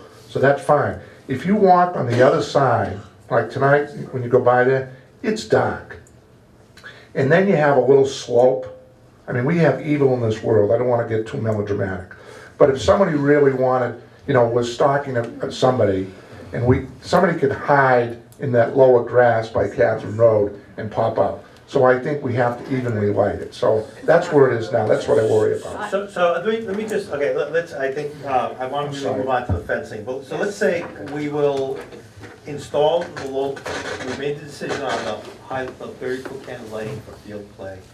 Let's install the lights and install them at that low level, and let's see how it goes. And then if there's a problem, we can come back and change the program. If it's not a problem, then everybody's happy and there's no problem. I mean, is the committee okay with that? I don't think we have enough knowledge to make a decision at this point. So I think are we okay with just making that general recommendation? Yes. Okay? We have to deal with it. All right, so I'm gonna, Going with one agenda item? just the last thing about the courts. I just wanna say, so we've agreed to put the push buttons on the courts, which means that, the lights won't be on until you press the push button, and then in any case, the lights will be off at 10. If you press the button after 10, they're gonna go on, they're not gonna come on. Will that solve the problem for the neighbors who are on along Marion Road? And we'll be breaking it down into three light zones. Considering there's not a lot of tennis playing that goes on after 9. Why can't we make it Most- 9? Yeah. Mostly basketball playing goes on until 10. Is that a problem, or to just have the hard stop at 10 for all 3 zones? Why can't we make it 9? Nobody's out there, nobody's out there now. Why would you have the differential of an hour? So it's, the basketball courts do get a lot of play till 10 p.m. I think we wanna continue that recreational opportunity. The question is, do we just have and again, this is the kind of thing that we could program them all with a hard stop at 10, and if there's a problem, we could go back and change the 4 tennis courts to an off time at 9, but is it not gonna be an issue because nobody's gonna be on there playing?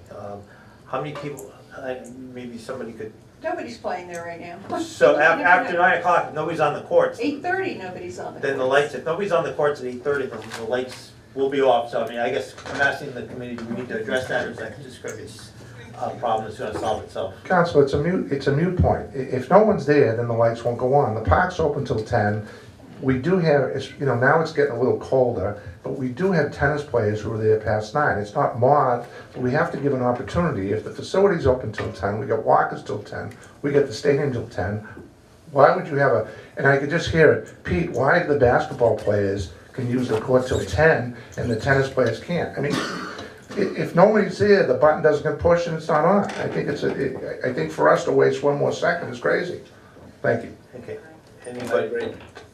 Well, then we need to know what the timing of the push button is going to be, Vinnie, because no place else has all the lights on that we do on tennis courts and basketball courts. 3 communities that I surveyed, they don't have it.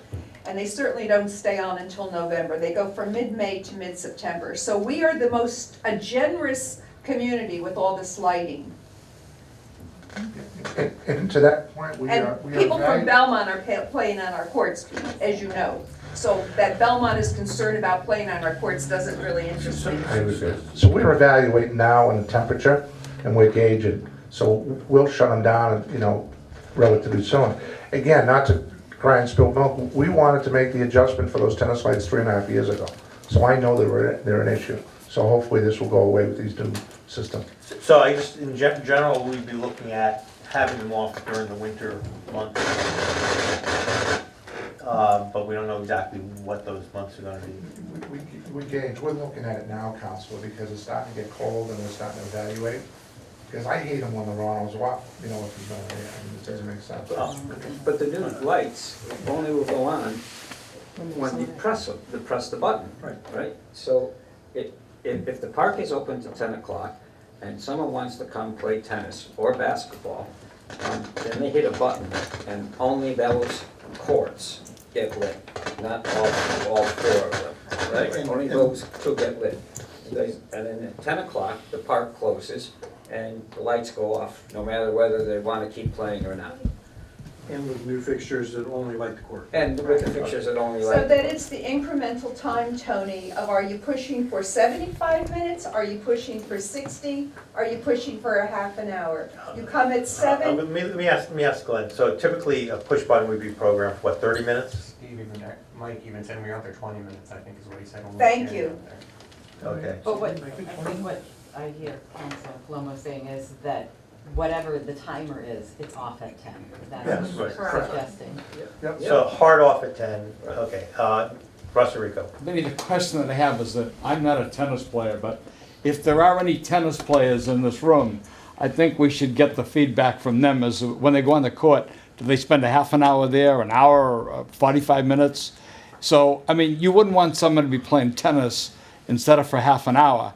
And normally they play for 45 minutes and they're in the middle of a game and the light goes off. So, I mean, There's a I think, flash that goes, they'll know, it'll be like a five-minute ticker or something, there'll be some mechanism. oh, so we'll tell them, yeah, okay, so that makes sense, you know, yeah. And again, there's a lot of flexibility here, so I don't think we need to, overwork it, because we can program, see how it goes, and if there's a problem, we can always go back and change it. So are we okay with that recommendation for the court lighting? We don't need to do that. Okay, can we go on to the fences? I just have one question with lighting, and directed to Peter, because you were having a conversation with Mike Berry of Musco, and I know he said to me when I went after the rain stopped, he said, there's nothing they can do at phase, I know it's not about phase 2, but he said, there's nothing they can do about phase 1 lights. If you want to play and have that great big sports field lit open for the games that they have to play at, those lights have to remain the way they are. Is that true? That's what I took away from my conversation. We're going to talk about, we're going to talk about the phase 1 lights at a separate That's what he said meeting, to me. so. We don't, that's a whole, we're not, All right. so we'll talk about that in another meeting. Let's go, Vinnie. Okay, fences. As we left off last meeting, we got all the way around the backside, all the way down to the top line. So now the question is, what kind of fencing did we want across Orchard Street and perhaps in along the driveway and parking area? I thought Glenn was going to bring us some samples. So two pieces. One, and then the little piece, the fence along the eastern side of the top line, along the Felino house, did we want to continue that with the 6-foot-high black chain link fence, or did we want to do a solid fence there that would be more, provide more sound attenuation? And then, so those are two decisions. And then just the third question is sort of the other interior fences, if we wanted to discuss those now, or did we want to wait until we talked about the landscaping area and address those fences? So, where do you want to talk about first? Do you want to talk about the tot lot fence? Would that be easy to just sort of nail that down? Okay, so the tot lot fence, so then the decision is we just continue, we had along the eastern side here, 6-foot black coated fabric chain link fence. Did we want to continue that all the way down to Orchard Street, or did we want to have a different solid wall fence along the interior side of the tot lot? I'm sorry, all along Orchard Street or just by the top lot? Just at the top line. So, did anybody have any thoughts on that? The only people that it affects are the Felinos, so I think that it's up to you guys. Would you prefer to have a chain link fence, or would you prefer a solid sound barrier, or? My mother and I discussed it. She was in the hospital until last night, so she wasn't able to attend the last 2 meetings, but she would like to have a noise barrier. So I drew up some pictures of a brick wall that would be exact in uniformity with the brick wall that you built for phase 1. Peter, you're familiar with it, the entrance of phase 1? Well, you're all familiar with it, it's the entrance of phase 1. So it's in uniformity, keeping all in uniformity, the design of phase 1, joining phase 1 and phase 2 together, you can have a brick wall. And I drew up some other pictures too that I gave you a little bit too late tonight. Okay, so Steve, you got a question? For sound, noise barrier. I'm torn a little bit because I'm certainly sensitive to the situation the Felinos have. They are the only house that's next to the tot lot, which obviously generates a lot of noise on occasion. But having said that, I'm also a little concerned about, let's put up a sound wall because the Felinos like that idea. It's not that we like it, Steve. Let me finish. Sure. So, maybe the Felinos, move at some point and. No, we're not moving. Let me finish. Been here 60 years. All right. Okay, really. We're not gonna get pushed out. Are you gonna let me finish? Okay, please, okay, So- one person at a time. So, the Felinos may not remain there forever. I'm not suggesting you move, I'm not suggesting that at all. But, or another property owner next to the basketball court, and maybe that property owner says, well, wait a minute, there's a sound barrier over there, why isn't there one next to the basketball court? There's a lot of noise at basketball. You know, I'm just concerned that we treat different properties differently based on what that property owner wants, and that's something that can change over time.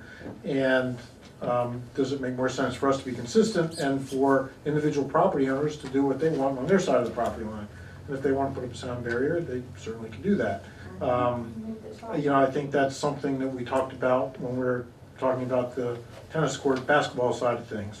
And I'll just throw that out for thought. Again, I'm not suggesting you move or anything like that, but just trying to be consistent in terms of how we treat all the budding properties. Okay. Peter? Council, you know, and no disrespect, and I understand, but I think we had a pretty good discussion about being consistent with the fencing, and I would concur with Steve. You know, you can't start, okay, Checker, you know, 3 houses were putting walls, 2 houses were not putting walls. I think we need to be consistent, and I think the neighbors, if they want a wall, I mean, we heard that pretty loud and clear last time. I think if the neighbors want a wall, they put it on their side, so I think consistency is the key. Thank you. Okay. Anybody else have an opinion on that? We're just talking that goes all the way down along from the corner down to Orchard. We're talking, No, we're just talking the top lot about just see right here where the top lot is? We're saying that that will be consistent with whatever would be behind Ann's house, So for there's example. a That's fence what that they're goes saying. here, so basically it would be just that little area. Yeah. It's a 7-foot fence there. So, everybody else on the committee to Tony, and then I'll have. I think I recognize the problem here in terms of whether we're making special arrangements for one abutter, but it seems to me that most of our discussion has been about abutters throughout the whole time we've been meeting, about whether lights affecting abutters, noise affecting abutters, whether the fence in the back is placed in such a way that that there's no trash and no excess growth. So I don't have any problem with saying that this abutter wants some attention, special consideration. So I would think that if this is the example here of the noise barrier that we talked about before, and we talked about today, that Susan presented to us, then, and if it matches the brick of the... That's a picture of the brick wall at phase 1 that has the... That's not phase 1, but it's example. That has the, all the monuments, the little plaques on it. That's right, Peter had, somebody erected it, with plaques, right? So, Russ, Mr. Rico. You know, if that brick wall is the same thing that was shown to me at the last meeting, I took a look at that, and the vegetation was vegetation that you'd see in Florida. It's You know, not, it's not. it looked, that's the It's this vegetation it looked like. Let me This see. That's the same one. No, it's Here, All right, Sorry. okay, It's it's, a different wall. Okay, that's a different wall. so, But anyways, getting back to what I say, all right? I'm sorry, but you're in a butter, and you want something different than you, I'm sorry, you pay for it, and don't expect the rest of us taxpayers to pay for a wall that you want. You can put up a monument there if you want, but I don't feel that we, the Well, taxpayers, then have we to should pay move for the it. top lot. We were never considered when the top lot was put there. It's unfortunate. You live next to a No, we field, didn't live stuff next to the happens. top lot. No, Okay, I'm sorry, okay. Rick, Okay. it's not correct. okay, so, The top lot's on top of us, and the lot is the noisiest place in the whole park. It should be moved then. If you don't want to build the wall, move the top lot. so, the idea of, Ann? I just wanted to clarify, I agree with consistency in general.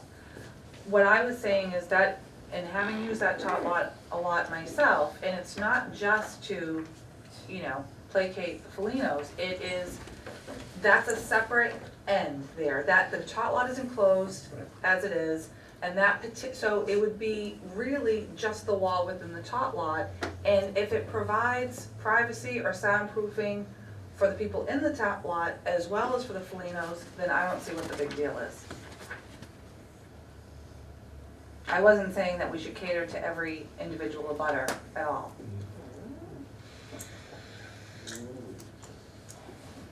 So, Well, anybody else? I'm back to Steve Kennedy then, because certainly he takes an awful lot in from the basketball court. So, you know, then we're getting into, Steve, do you want something similar? Wait, whoa.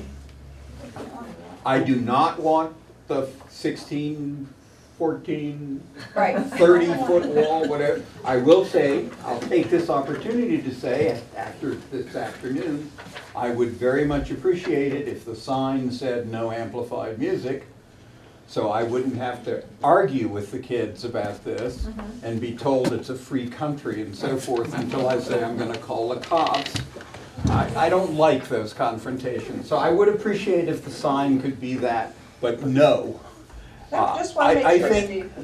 well, furthermore, it was, I think, universal that nobody on that side would want such a thing. Yeah. And I agree. You know, the tot lot is a discrete thing. If this doesn't offend, and there are a bunch of trees there, if it doesn't offend people's aesthetic, why not accommodate? It's not a big deal. And I just think if we were to do this, we're not gonna do a 12-foot high masonry wall. It would be a, I think, 6-foot high wooden wall. I mean, perhaps, you know, so I guess what is, anybody else wanna weigh in, on a feeling of what we should do? So, And, yeah, just one quick thing, and I can see, you know, Steve, from the point of view of the town, right? I think it kind of, don't want to set the precedent. I guess as you kind of look at setting a precedent, right? You know, my initial reaction was, you know, chain link. I put up my own fence, and it's just the way of the world, right? But, you know, I've used the tot lot a lot too, and, you know, on the grand scheme of things, you know, potentially it could be an improvement to the tot lot, right? Maybe we could incorporate something else into it, so there's a wall and we do something different with it, right? I think, you know, the idea here is, A green wall. there you go. It's not working. But no, I think the idea would be, rather than just chain link it, right? I don't think chain link is the answer. I don't think, I've heard the same thing from Steve too, around the abutters at the back here. I think, you know, to block out that sound. This is a very concentrated sound, right? I think, and it comes from, let's get these kids out of the house as soon as possible, as long as possible, and run them, right? Because you're in that little lot. I think you're copying to what you do with your children. That's exactly what I do. Well, I have, we have. So I think, you know, I think the nature of this being a discrete, to Steve's point, you know, in the grand scheme of things, we're already gonna pay for chain link, right? We're already gonna do, so the differential is kind of the incremental cost. I'm sure it's gonna be more expensive. I agree from a taxpayer perspective, you know, this is one of the things, trying to kind of strike the balance here between the two. But, you know, in some instance, in the history, it seems like the tot lot wasn't there. It was never there, and it ends up being there, and We voted it down, and they stuck it there. yeah, no, you know, I think one of the things that we all have to, you can't pick your neighbors, as they say. So I think, you know, one of the things that kind of ends up, but I think if the differential is nominal, or we could come up with some idea that it would be, we could incorporate it more into the lot, and we could do something different. Okay, I'll make Man, a I'm like, okay, Tony? I'll make a motion that we put up a sound barrier fence, sound barrier wall, not a fence, a sound barrier wall in the area between the Felina home and the tot lot. Second? I'll second that. Teddy has something to add quickly. So, hold, just one sec. So sound barrier wall is different than fence. So I guess, so for discussion, do we really want to have a 12-foot high wall as opposed to just a regular, replacing the 6-foot high chain link fence with a 6-foot high wooden fence? those are two different things. Keeps the sound out, that's the, whether it's a wall or a fence, as long as it keeps the sound. Okay, I'm So if you drive by my house, you see along Orchard Street, I have a 6-foot-high solid wooden fence that keeps the sound from Orchard Street from my That's yard. okay. This time in group. It's not a wall, it's a Oh, fence. okay. But I guess, Fence. Fence, then, I'll change the motion to be a fence. so. I have a fence, it doesn't keep the sound out of Lodi. Okay, so, no side conversation, no side conversation. What's my thinking right here? Before we take a vote, I'm gonna ask Russ, who had his hand up. I'm sorry, but if you vote yes on this, you are creating a precedence that will open up Pandora's box here and create a problem down the road. And I just want to say, if this committee approves this, I'll be there at the next town council meeting when this gets brought up, and I'll get some people in there to say that this is a mistake, all right? So, By 21 arborvitae's that are down Okay, low. Susan, please. all right, so I just want to say, you're setting a very bad precedence if we make a selective choice here for one property owner. This is a concrete. Now, we've been making, what I don't understand here is that we've been making decisions based on abutters Right. since we began this discussion. And we're making now another decision based on abutters' needs. So I thought we made a bunch of decisions about the back. No, excuse me, Tony, there's a big difference between an individual abutter and all the abutters. Okay. That's the difference. I'm sorry. You're not Speak out of living turn. there. I'm sorry, you don't live there at 30 Orchard Street. Live at the top lot for one day, and you'll move out tomorrow. Susan. No, I'm really Okay, upset about okay, this, I know, Vinnie. but I'm very we're upset. trying. And that's why my mother had her stroke to begin with, because she came here and had a stroke after the meeting, okay? She's had enough of the town, we've had enough, and I'm the one cleaning that top lot. And I'm sick of it. You got a You should picture not of be that cleaning too. the top lot. No, well, who is? The So- DPW isn't, and neither is Venaria. They were there yesterday, they didn't clean. So, I made a motion and it was Okay. second. I want to get paid for that. so motion changing it from a sound barrier wall to a solid wood fence? That won't work. It doesn't work. Why put one up at all? Move the top lot then. How about a motion for So that? the top lot is not being moved. So that's, How about a wooden fence that keeps out, and if there are kind of fences that produce sound barriers, are there? solid wood. This is what Glenn Solid provided wood? right here. We get- Ted, go What ahead. about- Planting a shrubbery there, I had which that would done. absorb the sound. It doesn't. Mrs. Paulina wants a brick wall which would have reverberation of sound rather than absorb sound, so. There's already a row of arborvitae there. Yeah. So this would be on the top lot inside of the arborvitae, so it'd be wooden fence, arborvitae. So, well, let's, I'll make the motion then, it'd be wooden fence. okay. In lieu of the chain. In lieu of the chain link fence. Or maybe it should be further in so I get the sun. Because the arborvitae's are gone because of the pine tree.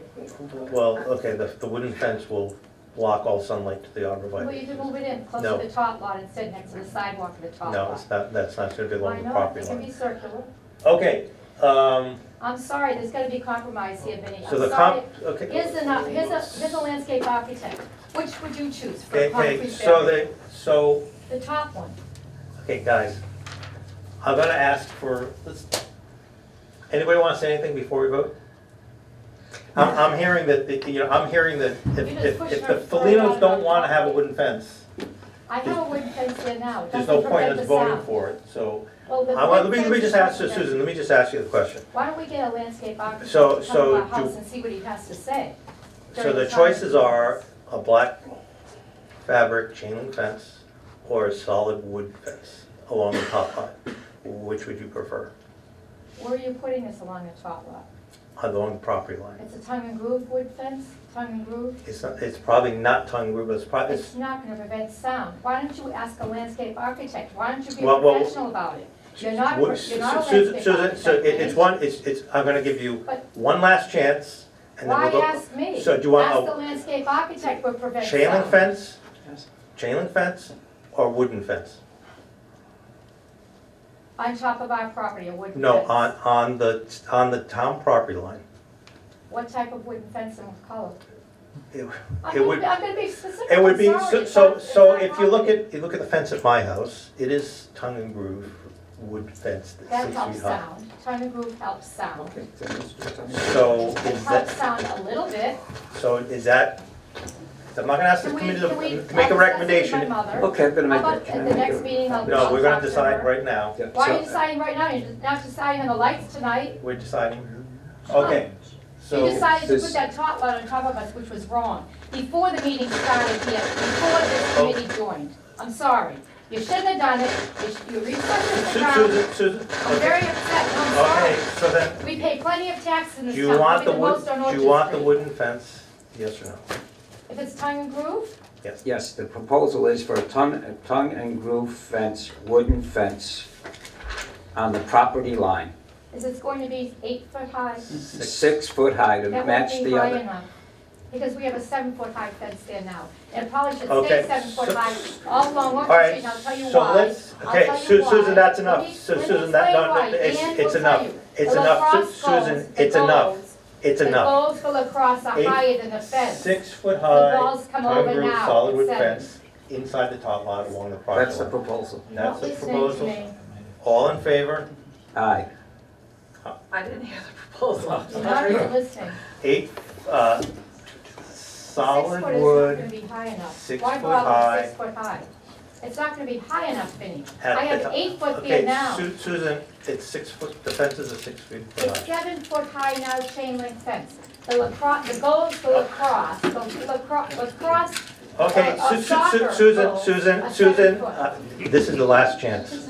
Okay, this is the last chance. Why don't you go up there and see what goes on there, Vinnie? You're going to be prohibited from speaking at any future meetings if you don't stop. Why don't you go and see Okay? what goes on I there hate to do now? that, but this is And the enough. balls are coming over Okay. now. Okay, 6 You foot people high aren't wooden playing fence. Solid wood fence, all in favor? Aye. Opposed? Aye. No. So we have 1, 2, What is 3, high enough? She doesn't want this. 4. She doesn't want it. 6, it has to be a little bit higher, it has to go to 8 feet. If you're gonna do it at all. So we have, I have 8 feet there now. Vinnie, I You have to listen to the homeowner. don't wanna vote for something that she doesn't want. Do you know what I'm saying? I have an I don't 8 want to vote for, if you're not going to be happy I with it. have a 7 foot high fence there now, everybody No, does. you have arborvitae. Everybody does, no, everybody has a 7 foot high fence No. along the entire front You- side of Orchard Street all the way back. Your goals, the goals are higher than that, so the balls are still coming over at 7 foot high. That's why I said, okay, go to 6 foot, I think we can get away with the 6 foot black chain link fence. But I had 2 balls come over this week at the 7 foot height. I have arborvitaes that are taller than that. If you do 6 Nobody's, foot height. okay, nobody's playing soccer in the tot lot, so. Oh, you see what they're playing in the top Okay, lot. so, okay, you know what? I'm gonna ask for a motion that we just continue the black chain link fence alongside the tot lot because the homeowner does not want I didn't the say that. wooden fence. I said it needs to be higher than 6. The choice, it's, Susan, it's 6 foot wooden fence or 6 foot chain link fence. It's Which gonna would be- you prefer? Tongue and groove, Yes. it's not gonna match up to the 8. Are you gonna level it up? With the 8, there's no 8 foot fence. I have an 8 foot fence there, Vinnie. There's arborvitae's there. No, I have an 8 foot fence next to the You arborvitae. can't have an 8 foot fence because town zoning only allows you to put up a 6 I foot have it, fence. why don't you come back, it's 8 foot, because you have a 7 foot fence. Mine's We did 8, it for mine's the 6 noise. foot, but anyway. We did it for the noise. Okay. It So doesn't keep this up is the the noise. proposal, this is the final, I'm making this motion. This is the motion. That in that area, there's a tongue and groove wooden fence that's 6 feet high. That's the proposal. Is there a second? Any second? Second. So let's move. No Already second, has. so that means, so the alternative is we're just gonna go with Chain link? 6 foot chain link fence.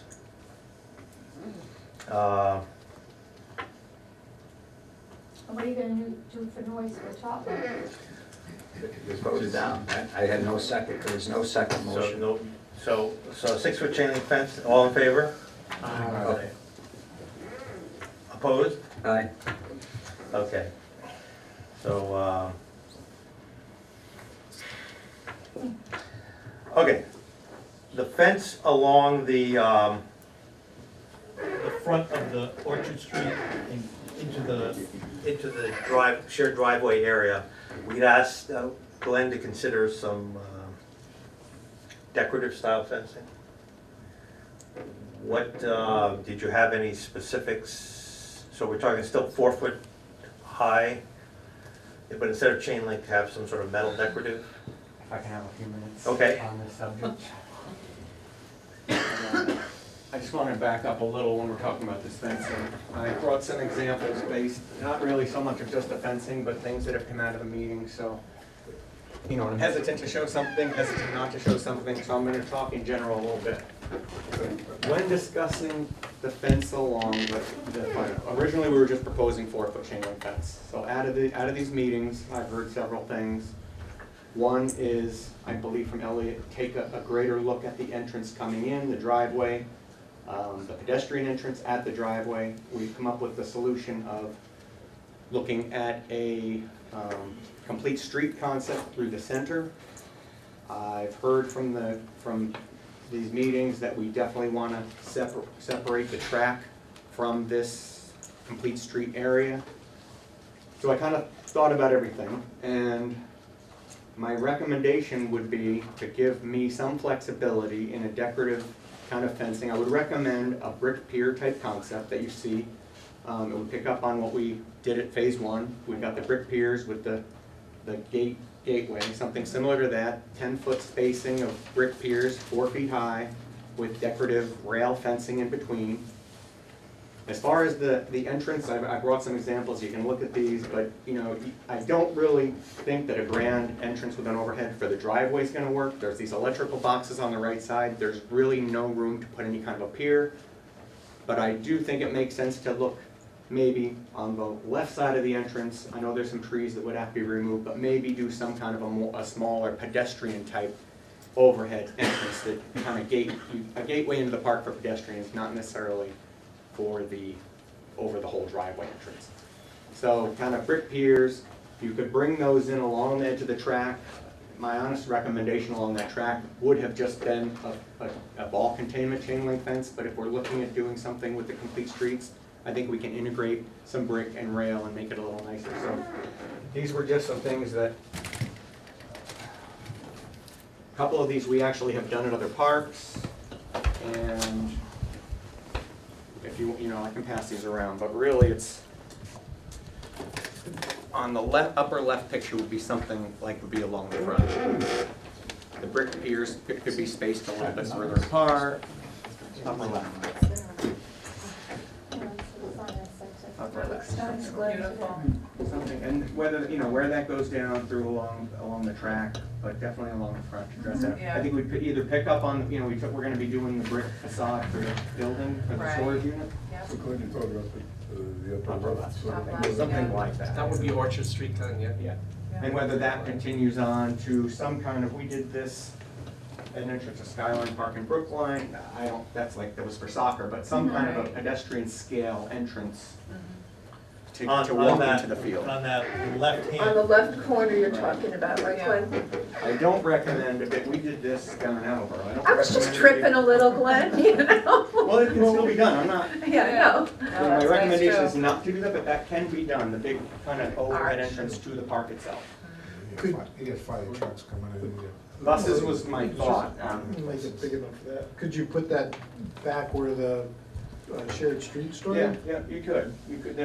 Right at the entrance is a problem, but if we moved it back, you could do something more like that, so. That's nice. So you mean, right, not here, come to the parking lot, and have sort of Something there, yeah. sort of here, or sort of the welcome.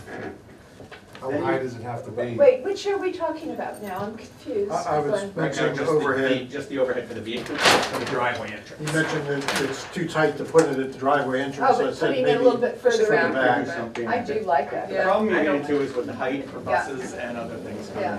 in. Well, it'd have to be, for trucks and everything, you know, it'd have to be 13 feet high. Can I see this slide? This is what we talked about 2.5 years ago. That makes a lot of Yeah, sense. along the front. Around, If anybody from the audience wants to come up and take a look at it, you know. Something, I don't know what color. So let me, that appears to be the only option that you have here. What are other options?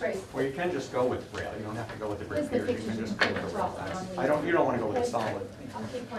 Yeah, I mean, that looks great, okay? But what I don't know is the fact that if you have other choices, and you look at that, now that's beautiful. I'm there's no gonna question email about these it. all to the committee. But I know this committee is not supposed to get into cost, but specifically, okay? But, you know, what I would like is that if you could say, look, this is first choice, but if it's cost prohibitive, this is second choice. Yeah. And I don't see a second choice here. I would be concerned how much the brick piers cost. They can't put up a wall. Could you separate out the brick piers so You they're can not make them every... wider there, Yeah, couldn't just you? wider. How Because if you how look at wide this is one, the... This one is much We've wider. got Dumb. them usually 10 feet on Dumb center. with stupid people. Ignorant people. Okay, So, again, my initial coach, so some flexibility, but general direction on, do we want decorative, something similar, a decorative concept, or stick with just a plain split rail, or plain chain link, that kind of direction, because to try to go any further than that, I don't really know how to do that. so I think maybe we should just give some general guidance. I don't really feel comfortable specifying exactly what it's gonna look like. So I think the general guidance would be, we like the idea along Orchard Street of having decorative metal fencing with piers. Yes. So that's the first thing. Is that, this, You know, Benny, I would like it broader than that. Basically saying, option one is a chain link fence the way it is there now. Option two is a more of a decorative fence with character, okay? So now we're not pinpointing to anything, we're leaving the whole thing open for further discussion. And again, my biggest problem with what I look at there's not enough options. There's only one option to look at. Until we have several options. so you're right, so let's, Okay. maybe the recommendation to Glenn for designing it would be along Orchard Street, a decorative fence with character, whatever that character is either, and whether it's brick piers or maybe decorative metal poles, I don't know enough at this point. But, Doesn't give Glenn very much. and I think as we go forward there's certainly options and there's gonna be a range of costs associated with those. So what does the committee want to do? Actually, I think, I like your first suggestion. I like the piers in between and a decorative fence. I think that gives it some attractiveness. And rather than just loose, come right back with something, I think that the committee could, where is the one, Glenn, with the upper left? Top left. Yeah, I see it. I think And I here got my also, glasses this has on. the piers, much further apart with just the rail Right. between. Yeah, so something with piers and some iron rod or metal rod fence in between them. Yeah. So a decorative fence with piers. Elliot? I think what Glenn was saying, that we'd also be picking up some of the design elements from, if I dare say, phase one.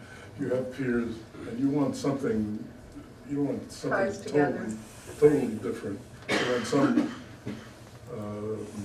bowing, something went on, and so you want to, I think there's some, without getting specific, with the piers, I don't know what the sequencing, how the spacing or whatever, but give him some flexibility. But it exists in phase one, and you want to maybe. We have that wall of fame, we have the brick piers, we have the wrought iron looking, it's really aluminum, but. You don't have to copy it, but it's just like, it seems to be just one, some reflection of that. Yeah, I mean, if we don't make some recommendations, we'll be here till Easter. I'm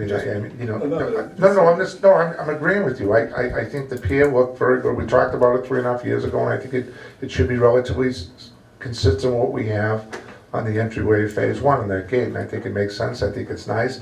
I mean, I don't know what's appropriate in terms of the distance, in terms of the, you know, not the podiums, but, you know, how far can they be spread? I'm not in favor of that corner of removing any trees there. I mean, you know, I just think that should stay the same. But I like the decorative fence in the front there, similar to the one in the top left. Okay, Steve, did you have your hand up? No. Anybody else have yes, Russ? You know, I want to put this into perspective, okay? Now, there's no question that what you looked at, that's going to be a very expensive fence. And I know that's not what we need to discuss here. But the point is this, when this comes up in front of the council, all right? Someone like me is going to get up in the audience and says, what is the cost of this, okay? And what is the cost of a chain link fence? And I'll tell you, there's going to be a lot of people in town that are going to say, let's stay with the chain link fence, okay? Now, if you turn around and you give the people some options, okay?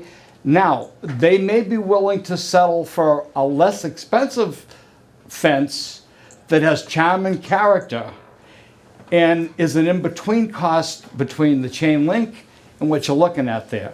And that's why my suggestion is leave it open. This is a sample of what what we'd like. And we hope that there are at least a half a dozen fences to choose from, okay? And then at that time, when it goes to full council, the full council can vote on taking a good look at it all. And again, the cost factor has to be considered. And by just saying, let's go with this, you really, I'm sorry, but it's a bad choice to do it that way. I understand Russ's point, but the council is not going to sit there and decide which of the different fences we're going to choose. That's not what the council will do. That's why you have this committee. So the committee needs to take some responsibility for what it wants to give Glenn in terms of parameters. But the town council is not going to... But Tony, I'm sorry, but this committee is not to just really deal with cost. It is the council's responsibility to deal with the cost of anything and everything that's being proposed here. Okay? Right, and I'm just trying to tell you how people are going to look at it from a negative perspective if you give them two choices, okay, of the cost of a chain link fence versus what's been proposed. And I don't object to that, okay? And I may be at the meeting after this choice and say, maybe we should spend the extra whatever thousands of dollars to do this because it looks nice. I may make that decision and others may make that decision, but you got to give them some choices. Thank you. Yes, Elliot and then Elodia. I think one of the things we want to do is, in addition to what we're talking about. Elliot, you need to speak into a microphone. Nobody can hear you. One of the things we want to do is, it seems to me you want the edge of the perimeter of this park to be welcoming, to be engaging, to be physically attractive. Whether what the specifics are, I have a particular, I would support what Glenn had proposed, but I think the principle is what we're trying to achieve. And I think the Orchard Street is an important vehicular and pedestrian way, and you want that to be attractive, engaging, and welcoming. What you have now is something that's pathetic. I'm sorry. Okay, and Elodia.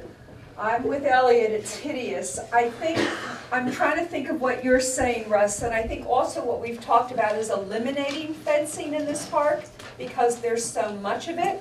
So I think if we could also, correct me if I'm wrong, Glenn, if we could look at what the length is of going across Orchard Street, if there are parts that we're going to be eliminating, that we can get rid of fencing because it's kind of hodgepodgey in certain areas, we may balance out the need to replacing fence in another area which reduces cost, which means we can spend a little bit more on the front facade.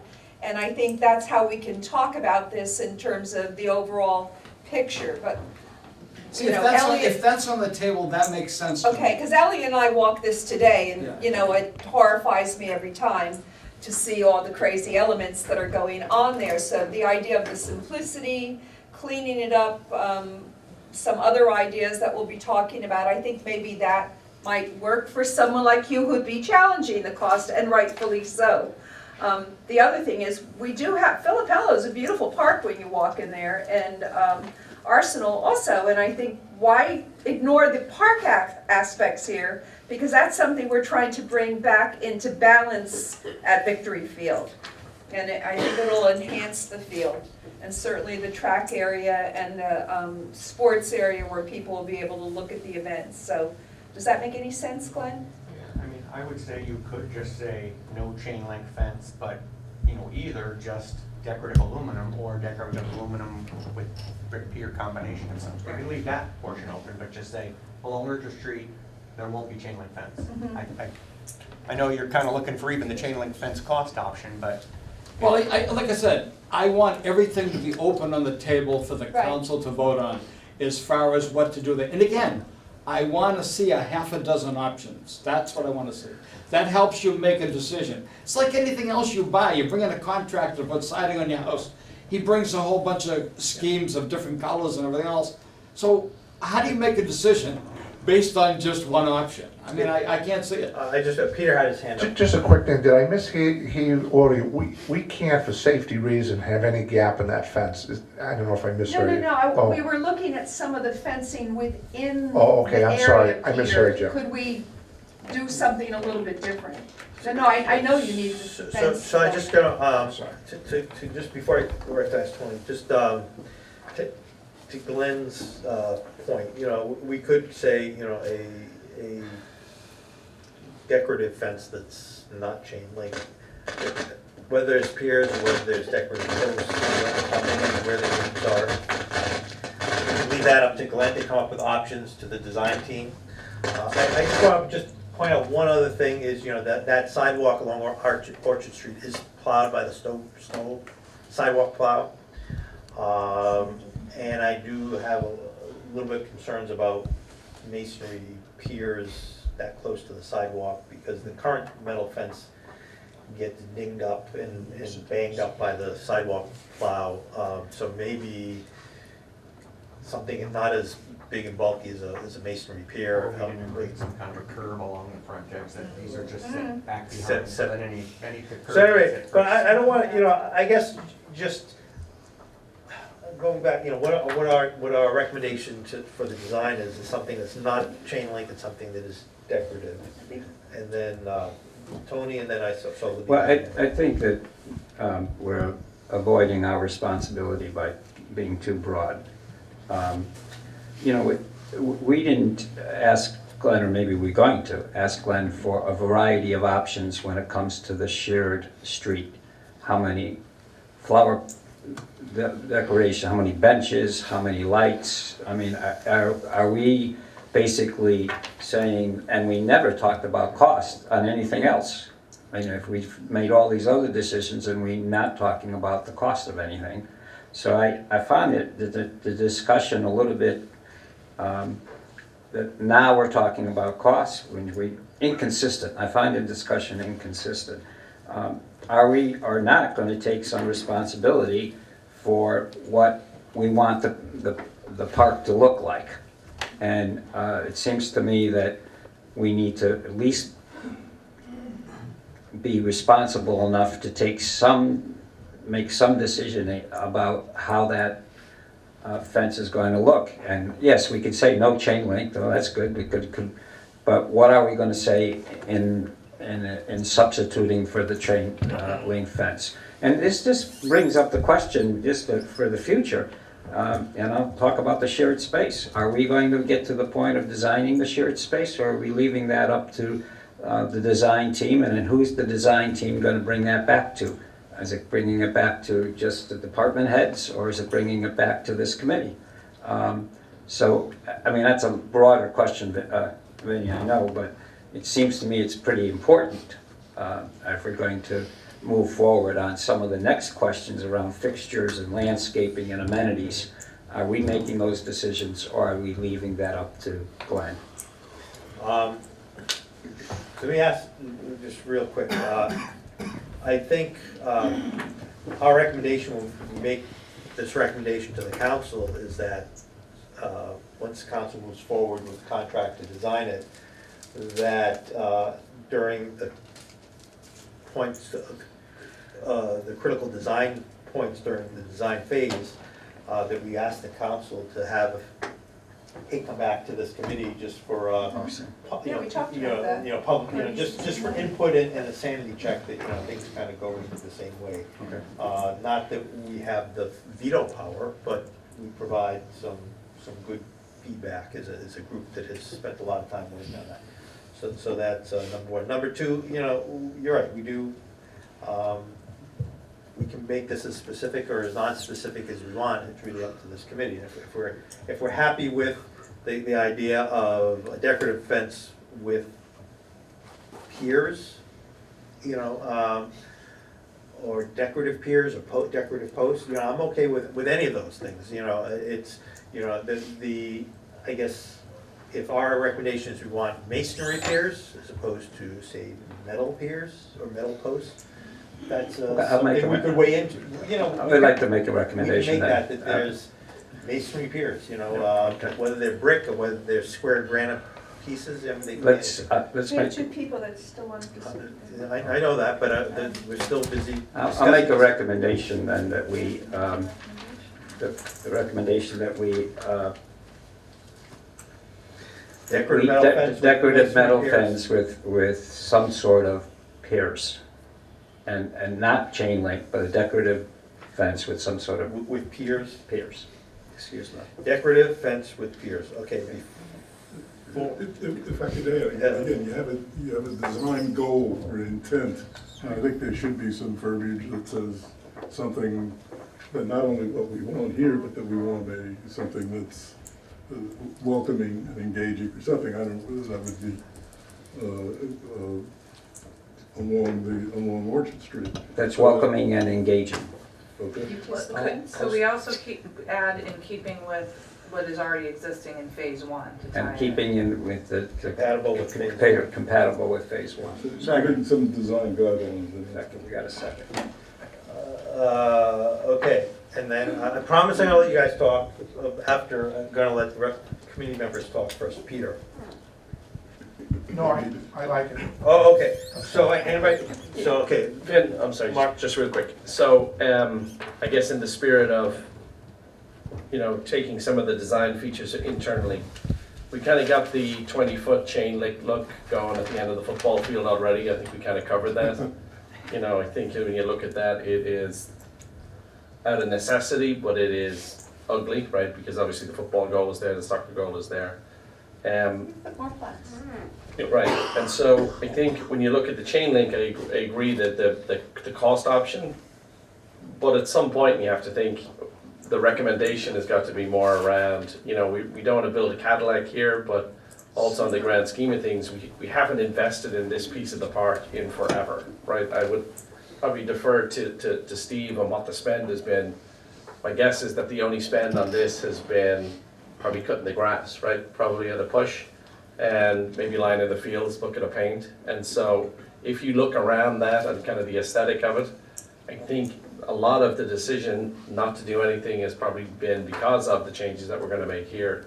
I agree with Elliot, if we can kind of incorporate some of the design features that we have and kind of, this is going to be a destination, right? I'm a big fan of kind of destination locations in Watertown. If you're going to come, you're going to go and you want to be proud of it, and you want to be, the aesthetic of it has got to be, the chain link is for me in my mind's eye is not the way to go. I agree with you on options, but the reality of it is that if you give people the options that don't give two hoots about victory, they're going to pick chain link 100 out of 100 times, right? If they don't care, right? And so the idea is I think is to give Glenn some guidance here and say, hey, can you come and look at it so that in your mind's eye, seeing what we've done in phase one, looking at what we're doing in phase two, that the aesthetic of it is that it's a destination look. It is Watertown's park, right? It's it's the key area.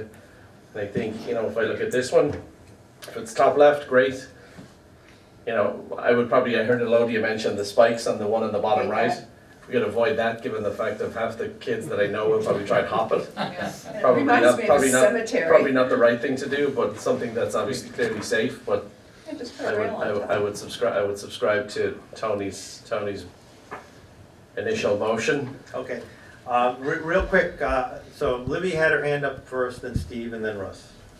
So regarding the fence, I had a question and I had a comment. The question is there a separate fence around the tot lot, down at the tot lot end of that fencing? Yes. Yeah. Okay, so we don't have to worry about ballistic 3-year-olds. And then the other question is, actually the comment is, I kind of agree with you, Vinnie, on the topic of masonry. The first thing when describing brick pillars, I was thinking, wow, that's going to age rapidly. And you mentioned granite pillars, and I don't know what the cost difference is, but it seems to me that would work better. Okay, thank you. Steve? I was just going to say in support of Tony and Mark, you can correct me. My understanding of the process after this is it's a whole sequence of design steps and costing. And I assume that at that point, issues of, well, it turns out this is really more than anyone wants to pay, will all come up. And so I think you're right, that your committee is trying to say, what would we really like here? And Russ? Yeah, I just want to make sure I understand the motion that's on the table at this time. Is that we're basically saying that we want something with character, okay, however you phrase it. So basically, by saying that, then a chain link fence is not what we're looking for, basically, okay? But again, as long as it keeps us open, that again, I like to see a half a dozen options, and then basically the council can make a decision on which is most appropriate. And basically, again, the cost factor at that time, not here, will come up. And at least this way, if you take the chain link fence off the table and you're going with charm and character, which I agree with, okay? It's the point is now you can choose between what looks good and what isn't gonna be unabsorbent in cost. Okay. That's all. But the reality of that then, though, there's only two options. There's really chain link and top left, right? Yeah, but chain link, I understand the way that's not being talked, we're not, this committee, if I understand the motion, is that chain link is off the table. Is that correct? No. So guys, let's not, I don't want to say cost isn't important, but we have a budget. We'll come up with some recommendations, we'll do a design, we'll see, does it meet the budget, does it not meet the budget? If it meets the budget, no problem. If it doesn't meet the budget, then we have to go in and say, okay, now we need to value engineer, what are we gonna take out? And when we get to that point, we'll deal with the cost issues. We may say, we can't do decorative pavers, we're gonna do asphalt, what I mean? Maybe that's what we expect. So And you need options in order to help make that right, decision. and I think this is broad enough. Decorative metal fence with piers, designed goal to be engaging, welcoming, and complement what we did in phase 1. So that's the motion on the table. Second. All in favor? Aye. Opposed? Okay, so that was, thank you.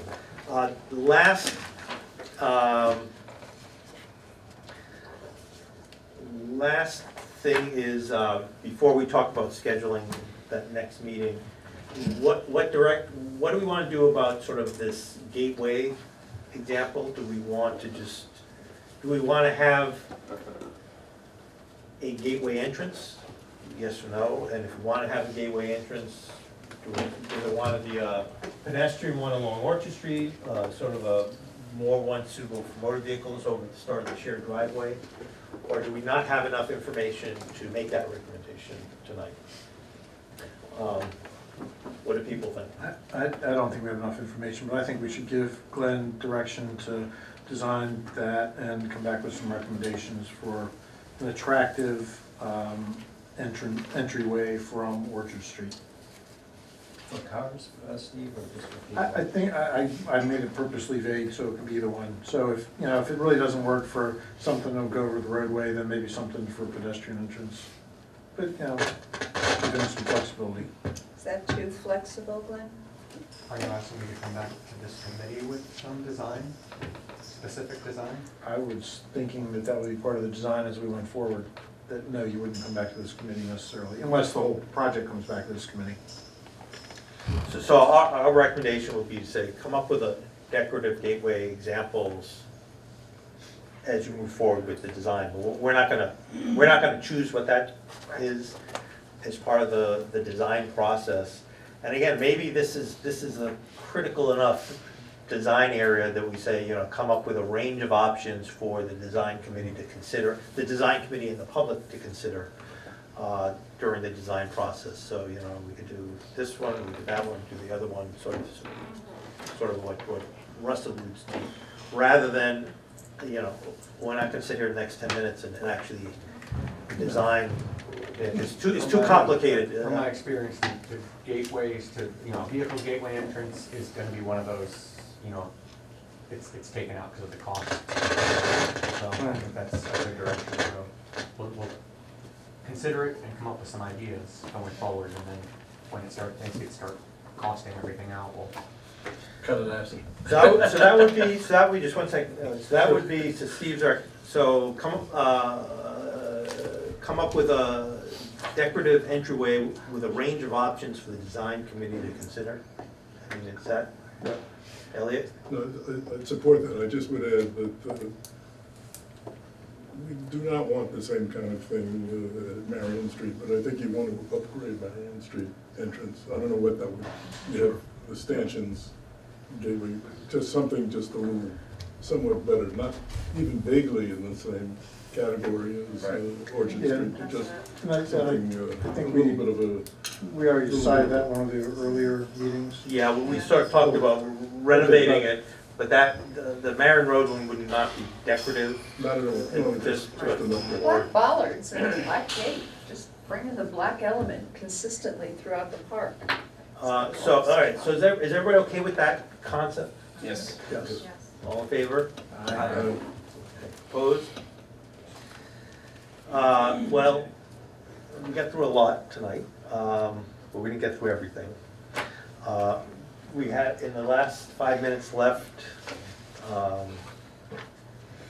I'd like to just sort of stop talking about the field and maybe pick a date for that, the meeting after the 17th.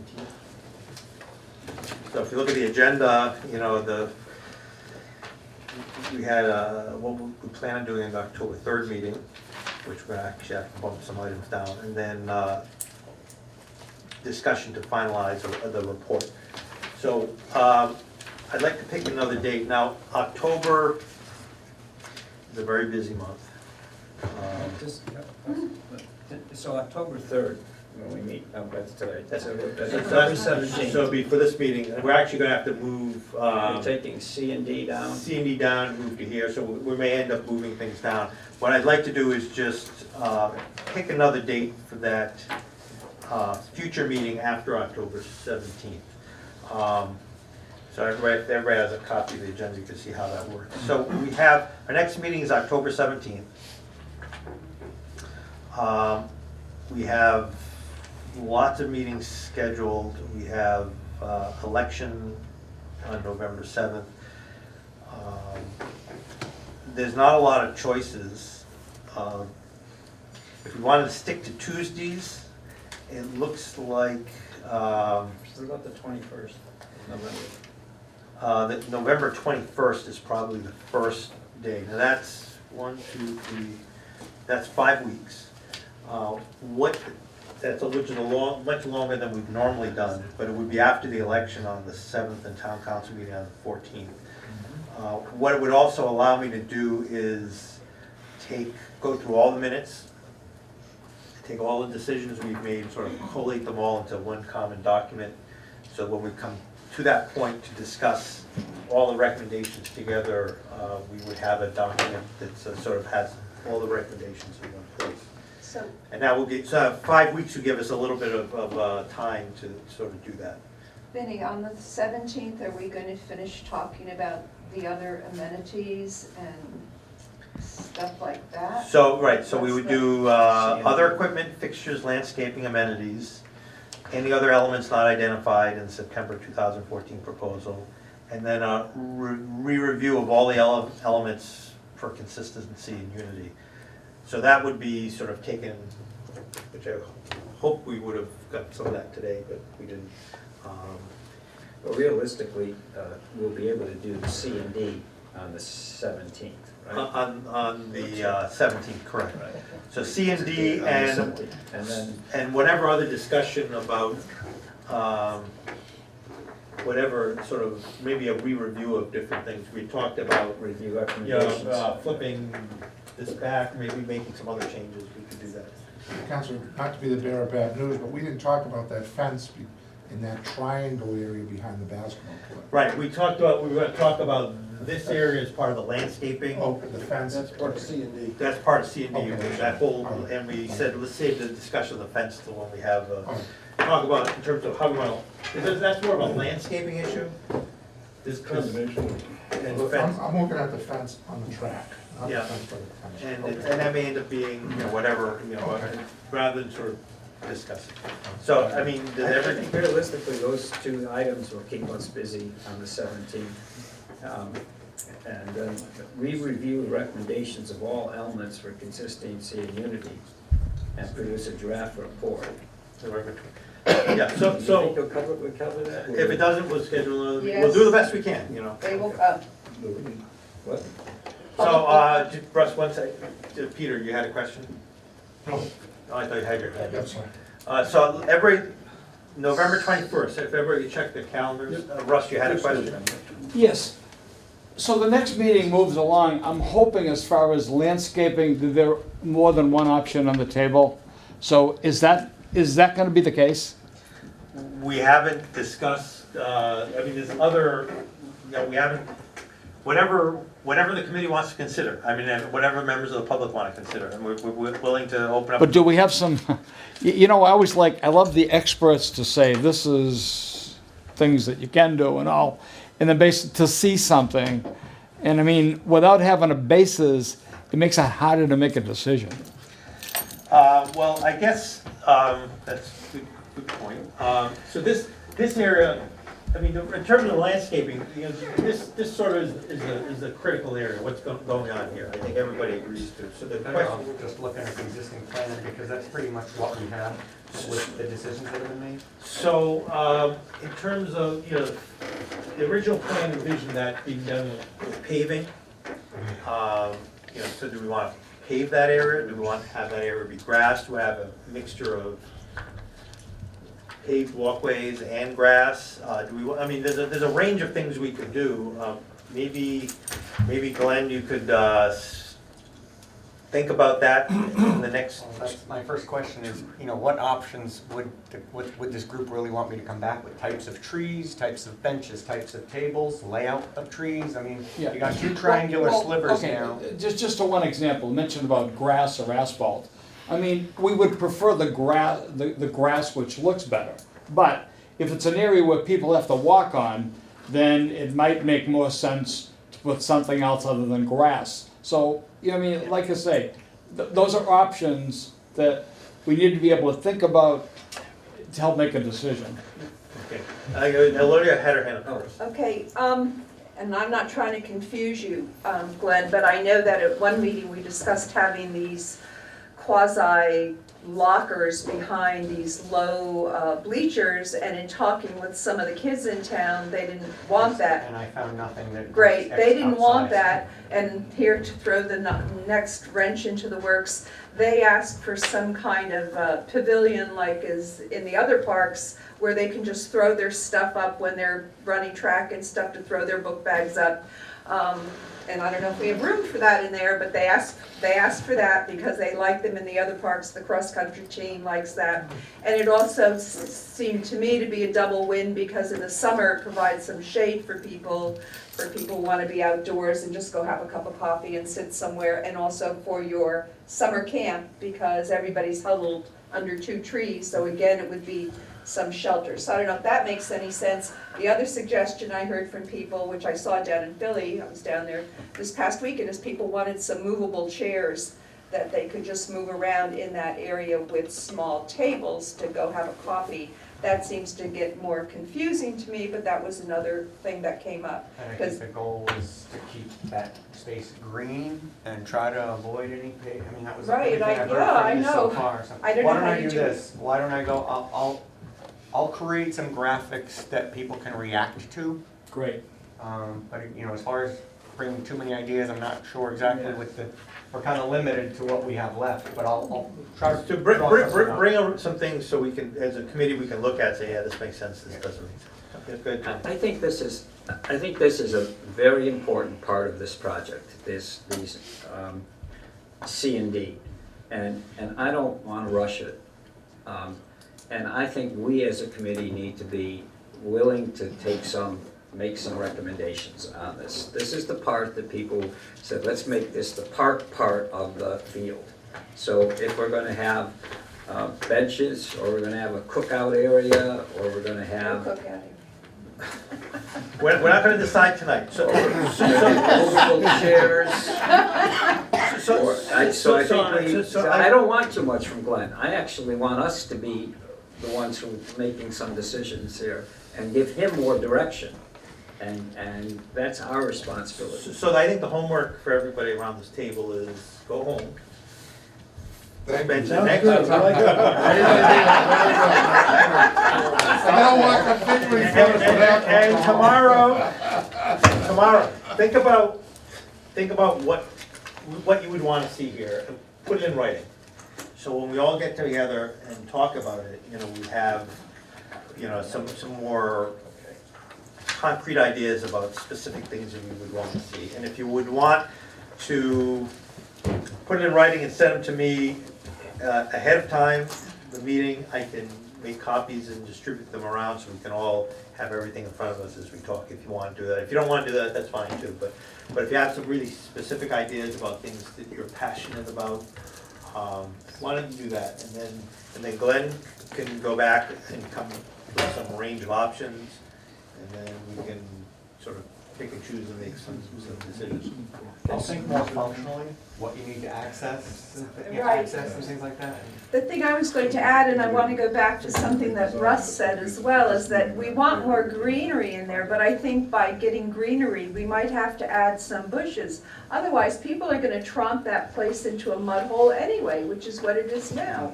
So how do we control what goes through there to make it attractive, and yet give people paths to wander on, and then it's done with planting and everything? And I don't know if you can do it. It's not a huge space when you really look at it.